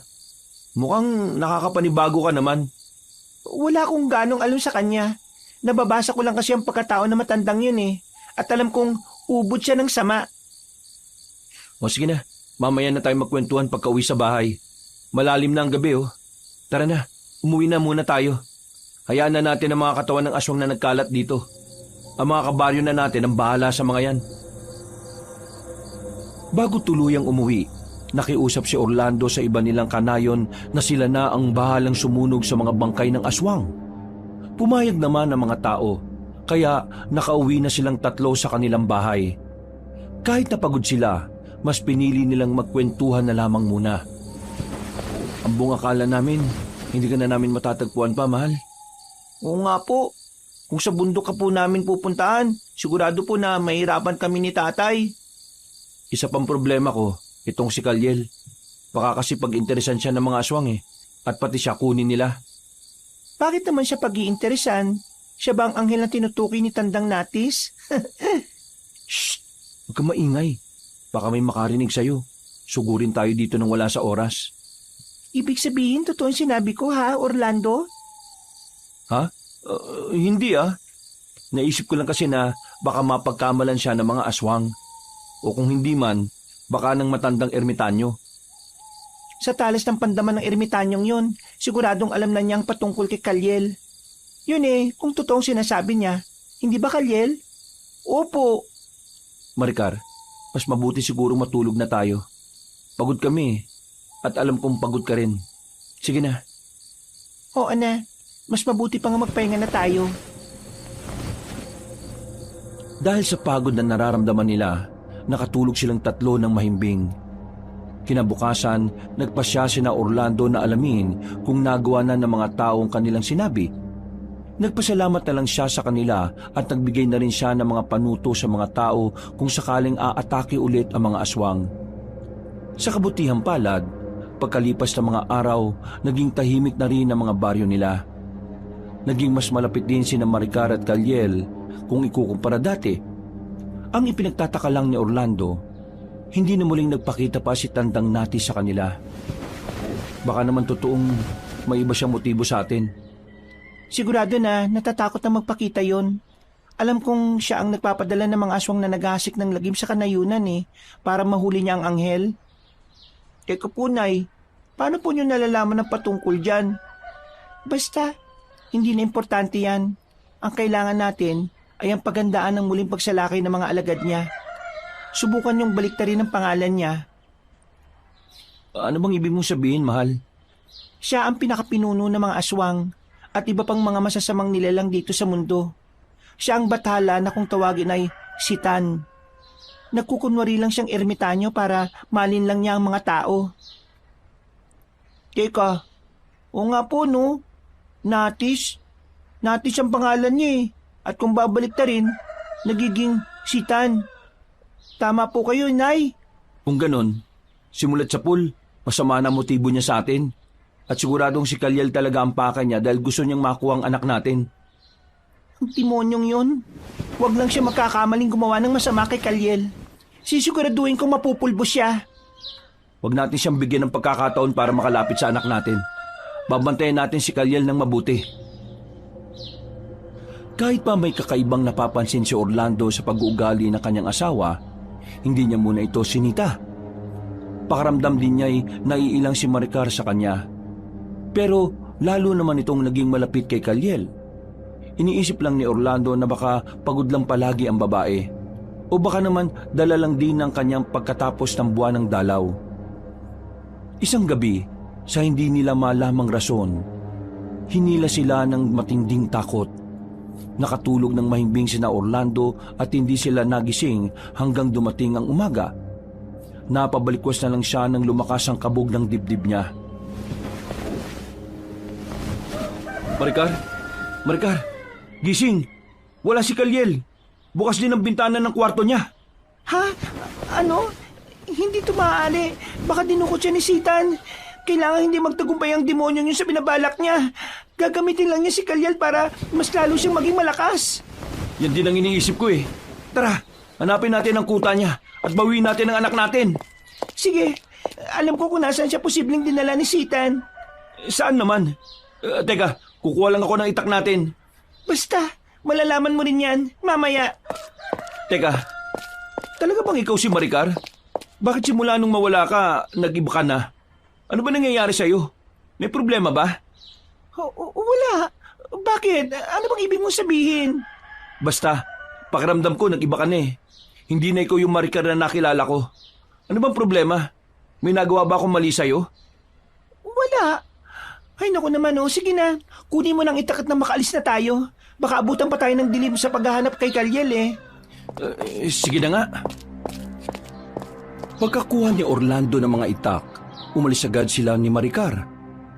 Pumasok sila sa gubat kung saan nandoon ang kuweba ni Tandang Natis. Subalit, nang nasa loob na sila, napansin niyang mas naging madilim yun kaysa dati. Ramdam din niya ang mabigat na enerhiya roon. Pero mas pinili niyang huwag nang sabihin yun kay Maricar. Sinubukan nilang puntahan ang mismong tapat ng kuweba ng ermitanyo. Ngunit pagdating nila sa kinaroroonan yon, wala silang nakita. Wala rin ang malaking bato na minsan nilang nasumpungan ni Kalyel doon. Wala rito matandang ermitanyo. Baka tumakas na siya pagkatapos niya makuha si Kalyel. Kung ganon, wala siyang ibang pupuntahan kung hindi ang bundok na sinasabi nilang bundok ng demonyo. Pero masyado malayo yun, di ba? Ilang araw pa siguro nga abutin natin para makarating doon. Anong gagamitin natin para mas mapabilis ang paglalakbay natin? Huwag ka na mag-alala, ako nang bahala. Humingi tayo ng tulong sa mga diwata at sinaunang Diyos. Teka, kailan ka pa natuto ng ganyan? Sino nagturo sa'yo? Hindi na mahalaga yan. Ang importante, maligtas natin si Kalyel. Basta pagkatapos ng lahat ng ito, gusto kong ipaliwanag mo ang lahat na nangyari Hindi na kasi kita maintindihan Sige, kung yan ang ikapapanatag mo, ilalat ko ang lahat sa'yo. Salamat, Maricar. Walang anuman. Sige na, tumihimik ka muna at ipikit mo rin ang iyong mga mata. Baka kasi hindi ako mapagbigyan ng diwata kapag may ibang nakatingin Oo na, sige. Pipikit na ako. Pakikiramdaman ko lang kung ano ang mangyayari. Sinunod ni Orlando ang sinabi ni Maricar. At habang nasa ganoong sitwasyon, napansin niya ang paglamig ng hangin sa paligid. May ibang nilalang din na gumagalaw ron. Ngunit ayaw niyang suwayin ang sinabi sa kanya ni Maricar. Makaraan ng ilang sandali, kinalabit siya ng babae. Agad naman niyang iminulat ang mga mata niya at nakita niya ang isang puno na nagliliwanag ang katawan. Diyan tayo dadaan. Nakahingi ako ng tulong sa mga diwata at sa kabutihang palad. Hindi nila ako binigo. Ibig mo sabihin lagusan yan? Saan naman tayo dadalhin yan, Maricar? Saan pa? Kundi sa bundok na posibleng pinagdalan kay Kalyel. Wala nang ibang lugar na pagdadalan si Sitan sa kanya, kundi sa isang lugar na kung saan alam niyang mas magiging malakas siya. Kung ganun, tara na. Pero kailangan natin mag-ingat. Hindi natin alam kung ano ang posibleng sumalubong sa atin doon. Tama ka. Talasan na lang natin ang pandaman natin para hindi tayo maisahan ng peking ermitanyo. Sige. Halika na, pumasok na tayo. Hindi tayo dapat mag-aksaya ng oras. Makalipas lang ang ilang sandali, nakalabas sila sa lagusan. Napalunok na si Orlando na kanyang laway nang makita ang paanan ng bundok. Iginala niya ang paningin niya roon hanggang sa may napansin siyang gumagalaw. Nagtaka pa siya kung bakit napakabilis ng oras. Gayong unti-unti nang lumulubog ang araw ng mga panahong yon. Huwag tayo makampante. May nakikita ako mga mapupulang mga mata na nakamasid sa paligid. Kung hindi ako nagkakamali, mga aswang yan. Ihanda na lang natin ang mga sarili natin para malabanan natin siya kung sakali. Mas mabuti siguro kung harapin muna natin ang mga yan para mabawasan ang problema natin mamaya. Baka may makuha rin tayong impormasyon patungkol sa kinalalagyan ni Kalyel. Tama ka. Sige, mas mabuti ngang yan na muna ang gawin natin. Tara, siguraduhin mo lang na walang aatake sa atin mula sa likod Kailangan magtagumpay tayo sa pagligtas kay Kalyel. Kung yan ang gusto mo, sige. Ako ang bahala sa likuran natin. Nagpatuloy sila sa paglalakad hanggang sa napansin sila ng mga nilalang na naroon. Dahil naaninag pa rin nila ang paligid, agad nilang nalamang papasugod na pala sa kanila ang mga aswang. Nilabanan nila ang mga yon. At habang nakikipagsagupaan, namangha si Orlando nang makita ang kakaibang bilis at lakas ni Maricar. Nakita niya rin kung papaanong panghinaan ng mga aswang kapag nakatitig sila ng matagal sa kanya. Kalaunan, nagawa nilang maubos sa mga aswang na naroon. Doon tayo sa bandang itaas ng bundok. Baka naroon si Kalyel, Maricar. Sige, nararamdaman ko rin ng enerhiya ni Sitan. Kaya malamang, nandito sila. Huwag lang niyang lalapatan ng kamay ang anak natin. Sisiguraduhin kong dila lang niya ang walang latay kung nagkataon. Mahirapan tayong kalabanin ng pinuno ng mga nilalang ng dilim. Ang importante muna sa ngayon, mailigtas natin si Kalyel. Sige, dahil kung mabibigo tayo, baka tuluyan ng masakop ni Sita ng kalupaan dito at maging sa karatig bayan. Tama ka, Orlando. Kapag nangyari yan, magiging walang silbi na ang mga albularyo, babaylan, at kahit ang mga biyasang manunugis. Yan ang hindi natin papayagan. Kahit pa na magbuwis ako ng buhay ko, basta hindi lang magtatagumpay ang demonyong yon. Ako rin. Pero nakakasiguro ako na kung hindi man natin siya tuluyang matatalo, magagawa natin kunin ang kapangyarihan niya. Magiging isang karaniwang ermitanyo na lang siya. Nagpatuloy sila sa kanilang paglalakad hanggang sa may makita silang liwanag mula sa bandang tuktok ng bundok. Nagkaroon sila ng hinalang doon ng kuta ni Sitan, kaya doon sila dumiretso. Nasa kalagitnaan sila ng paglalakad nang sa hindi nila inaasahan, hinarap sila ng 4 na nilalang. Sinabi ni Maricar na yun ang mga pinakaalagad ni Sitan, kaya kailangan nilang matalo mga yon. Yan ang mga hukluban, mangkukulam, mansisilat at manggagaway. Pero huwag kang mag-alala, hindi sila uubra sa atin. Paano mo nasabi yan? Basta, manood ka lang kung paano ko labanan ng mga yan. Tumabi ka at ako nang bahala. Sige, pero mag-iingat ka ha. Kapag nalagay ka sa alanganin, tutulungan kita. Ikaw ang bahala. Sige na, sasalubungin ko sila para magawa na nating lapitan si Sitan.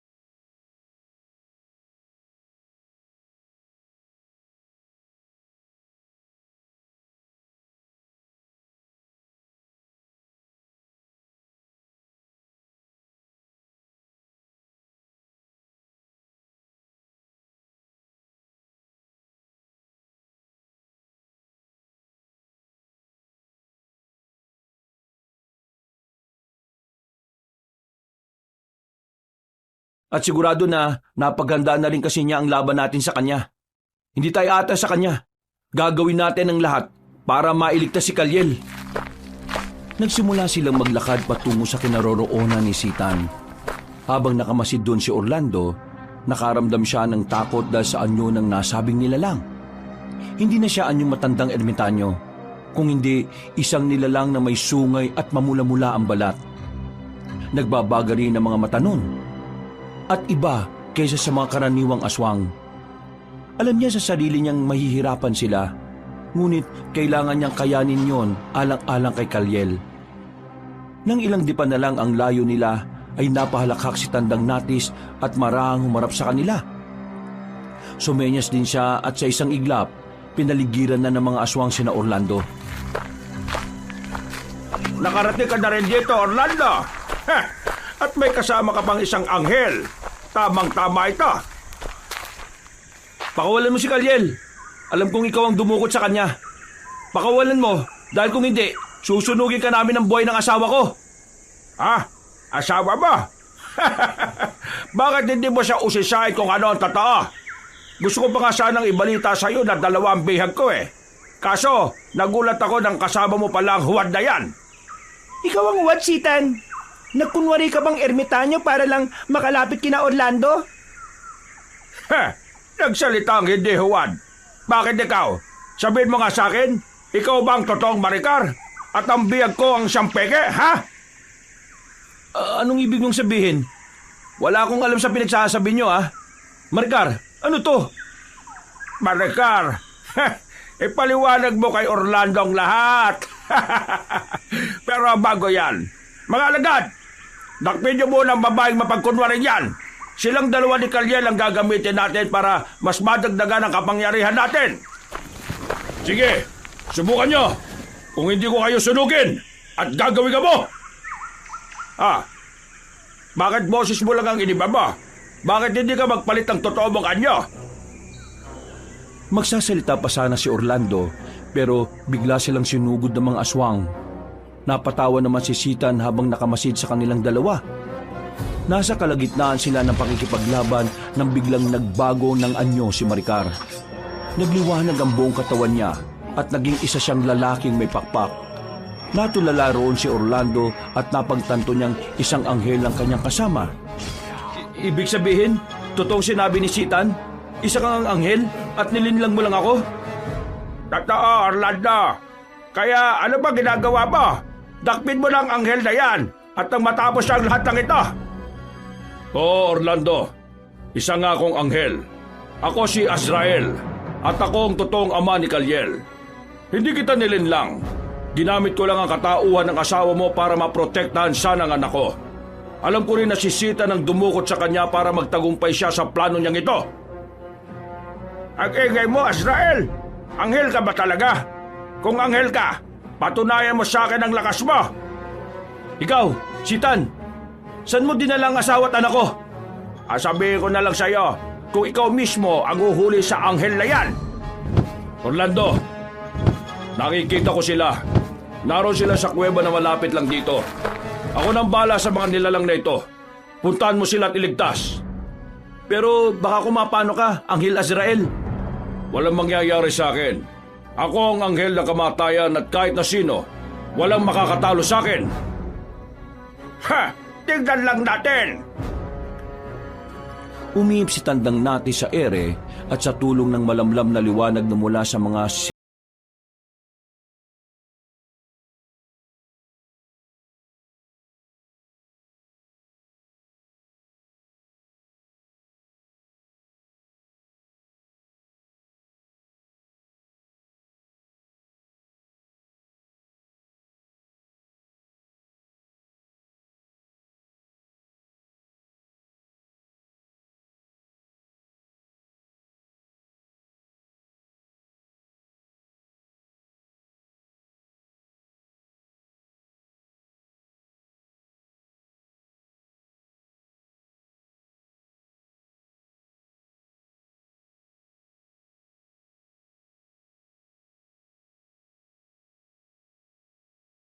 Nako, ililigtas ko kayo.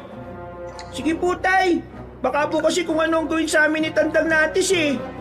Hindi na siya si Tandang Natis ngayon. Siya na si Sitan, ang pinakakinasusulong Diyos ng sinaunang impyerno. Pero huwag kang mag-alala.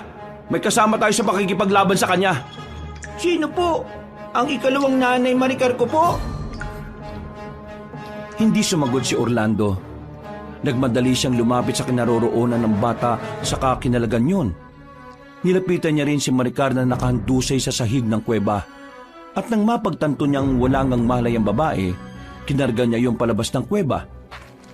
Sino po yung sinasabi niyong kasama natin sa pakikipaglaban, Tay? Ang totoo mong ama, si Anghel Azrael. Ayun siya, oh. Ang totoo kong ama? Paano nangyari yun? Nang dinukot ni Nasita ng nanay Maricar mo, nagpakita siya sa atin at ginamit ang katauhan ng nanay mo para maprotektahan ka niya. Kung ganun po, kailangan natin siyang tulungan. Kailangan matalo mga aswang, pati na mga pinuno nila. Oo anak, kaya tara na. Kailangan ko lang masiguro na hindi makukuha ulit ng mga aswang ang nanay Maricar mo. Sige po, Tay. Inilipag ni Orlando si Maricar sa lilim na malaking puno. Noon din, umatake sila sa kinaroroonan ni na Anghel Azrael. Pagdating nila roon, napalingon si Sitan sa kanila saka napatawa. Na mga sandaling yun, mas naging malakas ang mga aswang nakaharap ng anghel. Lumapit na rin si Orlando roon para tumulong. Napalingon na lang siya kay Kaliel at napatango nang makitang naging isang anghel din yon. Alam kong gusto mong kunin ang anak ko dahil isang bathaluman ng kanyang ina. Akala mo ba'y papayagan kong mangyari yan? Isa kang mababang uri ng anghel lamang at mas makapangyarihan pa rin sa iyo si Lucifer. Sa palagay mo ba, mapipigilan mo ako sa pinaplano ko? Hindi! Kung siya lang mag-isa, baka mabigo siya. Pero ngayon, 3 na kami ang makakaharap mo. Kaya umanda ka, Sitan! Sige, kung gusto niyo ng seryosong labanan, pagbibigyan ko kayo! Pagkawika ni Sitan, itinas niya ang kanyang kamay. Napasigaw na lang si Orlando at Kaliel nang magsimulang yumanig ang lupa. Ng mga sandaling yon, naging mas agresibo ang mga aswang na umatake kay Kaliel. Nakita naman ni Anghel Azrael ang ginawa ng mga nilalang, kaya sumugod din siya para kalabanin ng mga yon.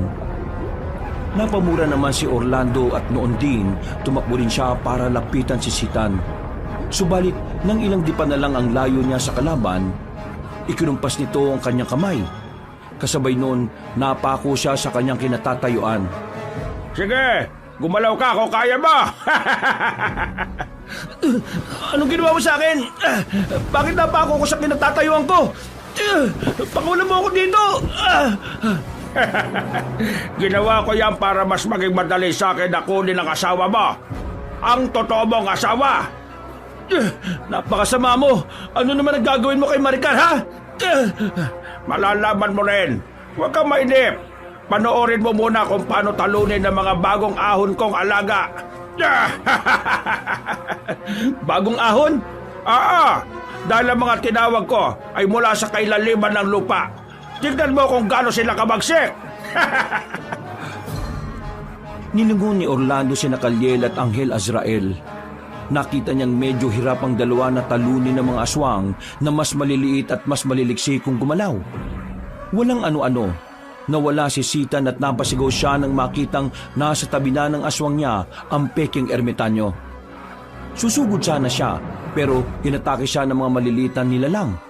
Kaya wala siyang ibang napagpilian kung hindi ang lumaban na rin lang gaya ni Kaliel. Bahagya rin siyang lumapit sa kanila, kaya nahirapan ng mga alagad ni Sita na matali siya. Ang babangis ng mga nilalang na ito. Alam ko, hindi lang sila basta mga aswang. Hinango sila ni Sitan mula sa impyerno at ginawang mga aswang. Kaya nga po, kung karaniwang aswang lang ang mga yan, sigurado masusunog kaagad sila kapag nasugatan natin eh. Pero hindi. Kailangan natin matalo sila. Pagbabayarin natin si Sitan sa mga ginawa niya. Opo, Tay. Huwag kayong maglala. Ako ang bahala. Kung hindi man sila napapatay at nasusunog gamit ang karaniwang patalim, pupulbusin ko sila gamit ang espadang pumatay rin sa mga rebelding anghel. Itinaas ni Anghel Azrael ang kanyang kamay at napatingin rin si Orlando. Nanlaki na lang ang mga mata niya nang makita niyang may liwanag na mula sa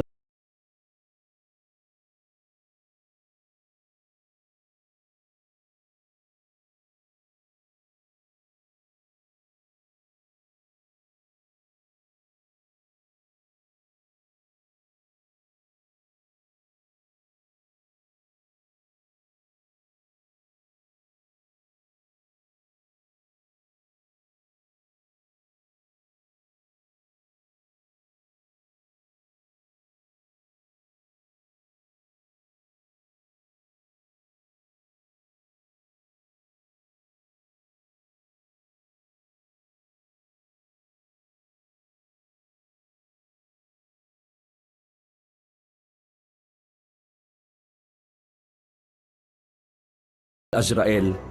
Noon din, napatakbo si Orlando patungo sa puno kung saan naroon si Maricar. Lumipad naman ang batang anghel para sundan ng lalaki. Nang makalapit na sila roon, sinakal ni Sita ng babaeng walang malay at nagbanta siyang papatayin niya ito. Ibigay mo sa akin ang batang anghel na yan at ibibigay ko sa iyo si Maricar. Hindi! Kahit na anong mangyari, hindi ko ibibigay sa iyo si Kaliel. Alam kong gagamitin mo lang siya para sa mga pansariling interes mo. Lubayan niyo si nanay. Wala siyang kasalanan sa inyo. Sige, total ako lang naman ang gusto niyong makuha, di ba? Pagbibigyan kita. Sige, anghel. Lumipad ka palapit sa akin. Huwag, Kaliel. Huwag kang makinig sa demonyong yan. Kapag nakuha ka na niya, papatayin ka niya at kukunin ang kapangyarihang dumadaloy sa katawan mo. Huwag ka makinig sa mahinang nilalang na yan. Pakawalan mo muna ang nanay Maricar ko. Lalapit ako kapag napakawalan mo na siya. Kaliel, makinig ka. Iisaan ka lang yan. Ayaw kong may mangyaring masama sa'yo at ayaw kong gamitin ka ni Sitan. Pero ayaw ko rin pong masaktan si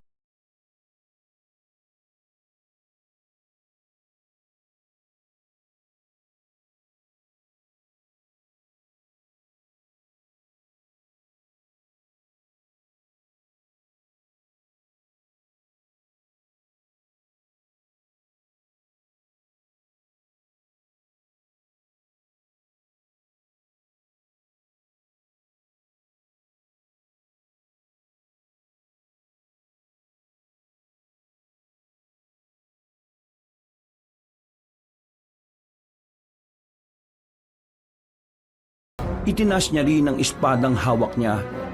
Kaya nagbago ang ekspresyon sa mukha ng peking ermitanyo.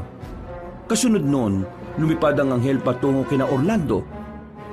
Sige, saktan mo ang anak ko at sisiguraduhin ko na hindi ka na mabubuhay pang muli sa kahit na anong panahon. Ano na, Sitan? Bakit bigla ka natigilan? Bumahag na ba ang buntot mo? At ano akala niya? Matatakot ako sa inyo? Hawak ko na si Kaliel. At kapag nakuha ko ng kapangyarihan niya, kayo mga anghel ang uubusin ka. Kaliel, anak, huwag ka magpapasailalim sa Sita na yan. Gagawin ko po. Hindi para sa sarili ko o kay Sitan. Para po ito kay Nanay Maricar. Dahil alam kong siya ang papatayin kapag hindi.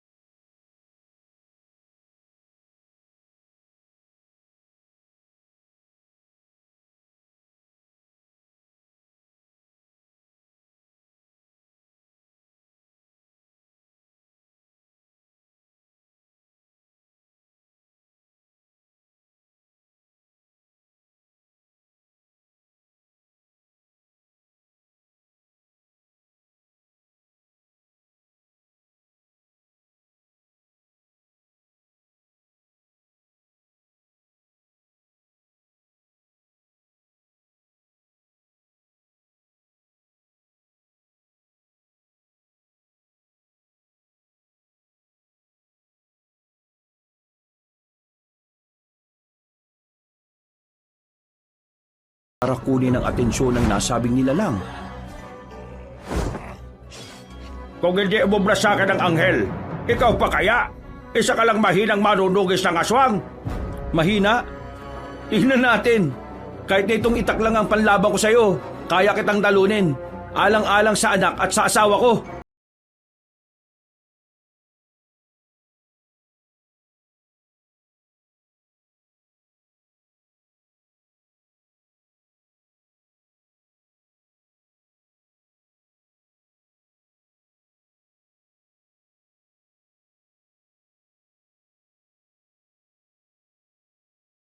na ibinagsak sa lupa. Kahit na sobrang sakit na ng kanyang katawan, sinikap pa rin niyang huwag mabitiwan ng itak. Bago pa man malaman ni Sita ng plano niya, gamit ang natitira niyang lakas ay tinaga niya ito sa muka. Napaingil ang peking albularyo at noon din sinuntok niya sa tiyan si Orlando. Napaungol naman ng lalaki at bago pa man niya muling mataga si Sitan, ibinalibag din niya ito. Agad niyang ibinaling ang pansin niya roon at napailing nang makitang umatake si Anghel Azrael sa kalaban nila. Malakas ka lang dahil sa kapangyarihan mo mula sa kadiliman. Ikaw naman, napakahina mo. Anghel ka nga ng kamatayan pero parang ikaw pang mamamatay sa ating dalawa ngayon ah. Isama mo na lang kaya mga kakampi mo. Hindi mangyayari yan. Ikaw muna ang dadaling ko sa kamatayan. Para kailanman, hindi ka na makakapaghasik ng lagim. Anghel ka lang, hindi ka Diyos. Tama ng satsat. Tapusin na natin ito at ang malaman kung sino ang karapat-dapat na mamatay. Napangisi si Tandang Sitan at noon din mas naging mabagsik pa siya. Mas niliksyan niya ang galaw at nakita ni Orlando kung paano siya lumipat sa bandang likuran ni Anghel Azrael.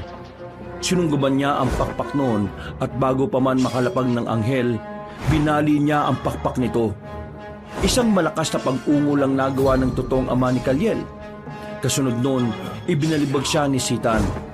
Tuminapon din ang espada niya, kaya halos mawala na ng pag-asa si Orlando. Bago pa man siya makatayo, nilapitan na siya ni Sitan at inapakan sa dibdib. Ha, saan na kayo na ipinagmamalaki mo? Malas mo na lang dahil naging kalaban kita. Kung kinampihan mo sana ako at tumayo ka sa mga gusto ko mangyari, hindi sana kayo aabot sa ganito. Wala akong pakialam. Sige, patay mo na akong...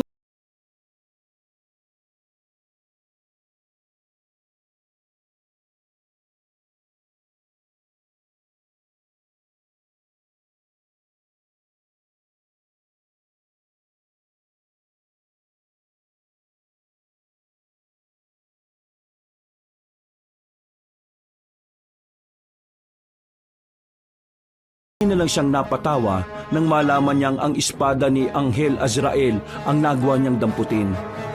Bago pa man makalingon si Sitan, lumipad na si Kaliel patungo sa kanilang kinaroroonan at pumesto sa likod ng nilalang na nagkunwaring ermitanyo. Alam ni Orlando na hindi napansin ni Sitan ang batang anghel, kaya naging kalmado na muna siya. Magpaalam ka na sa asawa mo at anak-anakan. Sa uling pagtadyak ko sa'yo, sisiguraduhin ko makakawala na ang kaluluwa mo sa katawan mo. Ikaw ang dapat na magpaalam. Anumang sandali, papatayin ka ng anghel at babalik ka na sa kung saan ka nararapat. Huwag ka magpakasiguro, lalaki. Naamoy ko na kamatayan mo. Ang dapat sa iyo ay ganito. Anong... Namnamin mo ang kamatayan mo, Sitan. Kaliel, dahan-dahanin mo lang. At nang malasap niya ang huling sandali niya. Opo, Tay! Hayop kang batang anghel ka. Magbabayad ka sa magtarak mo ng espada sa likod ko. Humanda ka sa magbabalik ko. Hindi ka na makakabalik pa, Sitan. Itay, ayos ka lang po ba? Ano masakit sa'yo? Akala ko po mahuhuli na ako eh. Teka, ang totoo mong tatay, mukhang nabalian siya ng pakpak ah. Ayun po siya oh. Nilapitan nila si Anghel Azrael at saktong pagkalapit nila, lumipad yun at sinabing nagkunwari lang siyang nabali ang pakpak niya. Sinabi pa niyang aatakin sana niya si Sitan. Pero nang makita niyang hawak ni Kaliel ang espada niya, hinayaan na lang niya ang bata. Pinuntahan nilang tatlo si Maricar. At nang hawakan ni Anghel Azrael ang ulo niya, bigla siyang nagkamalay. Gising ka na, asawa ko? Ano nangyari? Nasaan ako? Nasa langit na ba ako? Bakit may mga anghel dito? Ako po to, Nay. Si Kaliel po. Ako naman si Anghel Azrael. Pasensya kung ginamit kong katauhan mo para mabantayan si Kaliel. Siya ang totoong ama ni Kaliel. Mabuti na lang at tinulungan niya tayong matalo si Sitan. Si Sitan? Nasaan ang demonyong yon? Wala na siya. Naging abo na. Pinatay na siya ni Kaliel. Napakatapang talaga ng anak ko.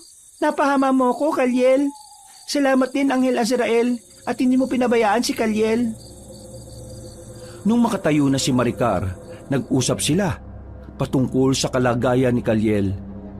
Inusisa nila si Anghel Azrael kung dadalhin niya ang batang anghel o hindi. Napangiti na lang ang anghel at napatingala sa langit.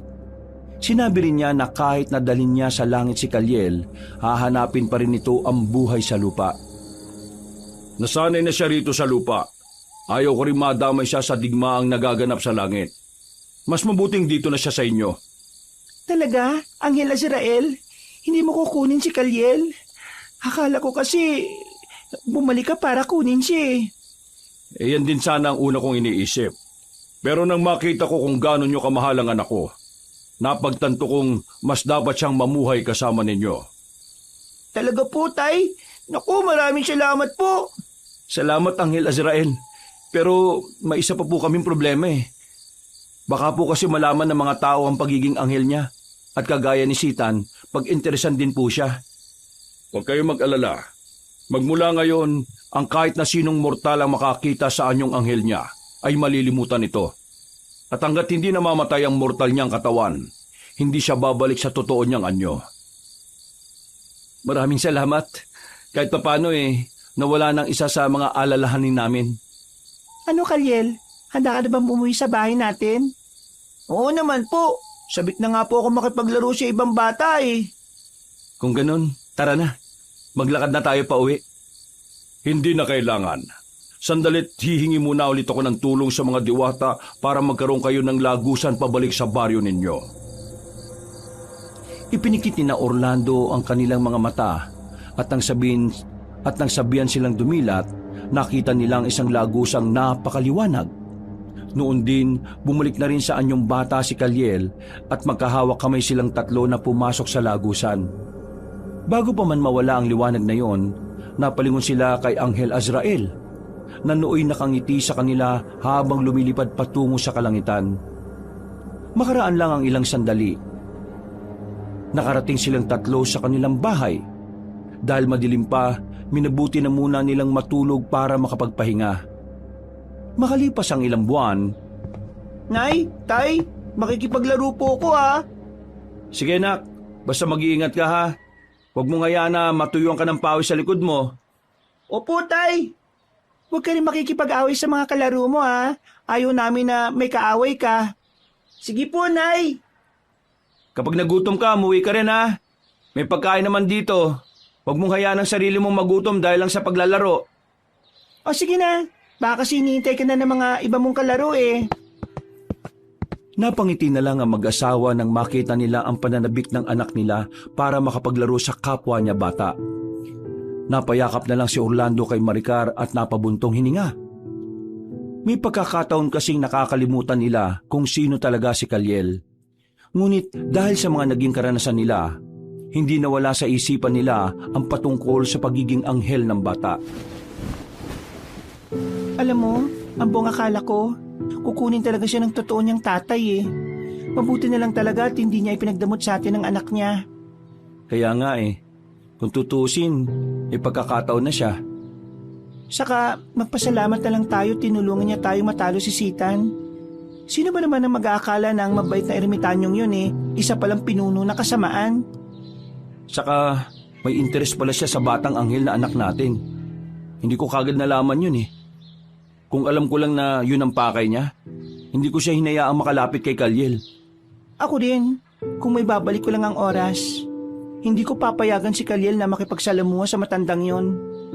Pero hindi bale, tapos na ang laban natin yun At siguro naman, tuluyan na rin magiging tahimik ang buhay natin. Sana nga, Orlando. Ayaw ko malagay sa peligro si Kalyel Hindi ko kakayanin kung may masamang mangyayari sa kanya. Ang mas mabuti siguro, magsimba tayo kada linggo. Para naman kahit na wala na sa langit si Kalyel, mas mapapalapit siya sa mga kauri niya ron. Oo, mas mainam nga yung naisip mo. Gusto kong ipagdasal palagi ang katahimikan ng buhay natin. Gusto kong maging normal ang buhay ni Kalyel. Mabuti na nga lang at nakakalimutan ng mga tao rito ang patungkol sa mga aswang. At sigurado, limot na rin nila yung totoong anyo ni Kalyel. Oo nga. kahit papaano makakapamuhay si Kaliel kagaya natin mga mortal. At alam ko rin na palagi siyang binabantayan ni Anghel Azrael at ang kanyang inang Bathaluman. Magmula noon, kada linggo, nagsisimba silang tatlo. Nagpasalamat naman si Kaliel sa kanila dahil naging mas malapit siya sa Diyos at kay Anghel Azrael. Naisip din nilang tatlo na kahit na anghel na kamatayan ng totoong ama ni Kaliel, nagawa rin naman itong bigyan ng panibagong buhay ang bata sa tulong nilang mag-asawa. Salamat po, Nay Maricar, kay Orlando. Inilagaan po niyo ako kahit na hindi niyo ako totoong anak. Ano ka ba naman, Kaliel? Totoong anak ka namin. Hindi man sa dugo, pero sa puso't isipan naman. Tama ang nanay mo. At sa totoo lang, kami pa nga ang dapat na magpasalamat sa iyo eh. Binigyan mo ng pag-asa ang buhay namin. Alam mo ba nung makunan ako dahil sa mga aswang, itinuon ko na ang buong buhay ko sa panunugis. Pero nagbagong pananaw ko nang mapasa amin ka. At siguro, kung hindi ka dumating sa buhay namin, baka pareho na kaming patay. Halos gabi-gabi kasing may nakakasagupa kami. Salamat anak ha, sa bagong buhay na dinala mo sa amin.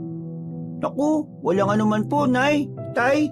Pangako po, balang araw, makakabawi rin ako sa kabaitan at pag-aalaga niyo sa akin. Hindi mo na kailangan bumawi, anak. Obligasyon namin yan bilang mga magulang mo. Oo nga naman anak. Presensya mo pa lang, bawing-bawi na eh.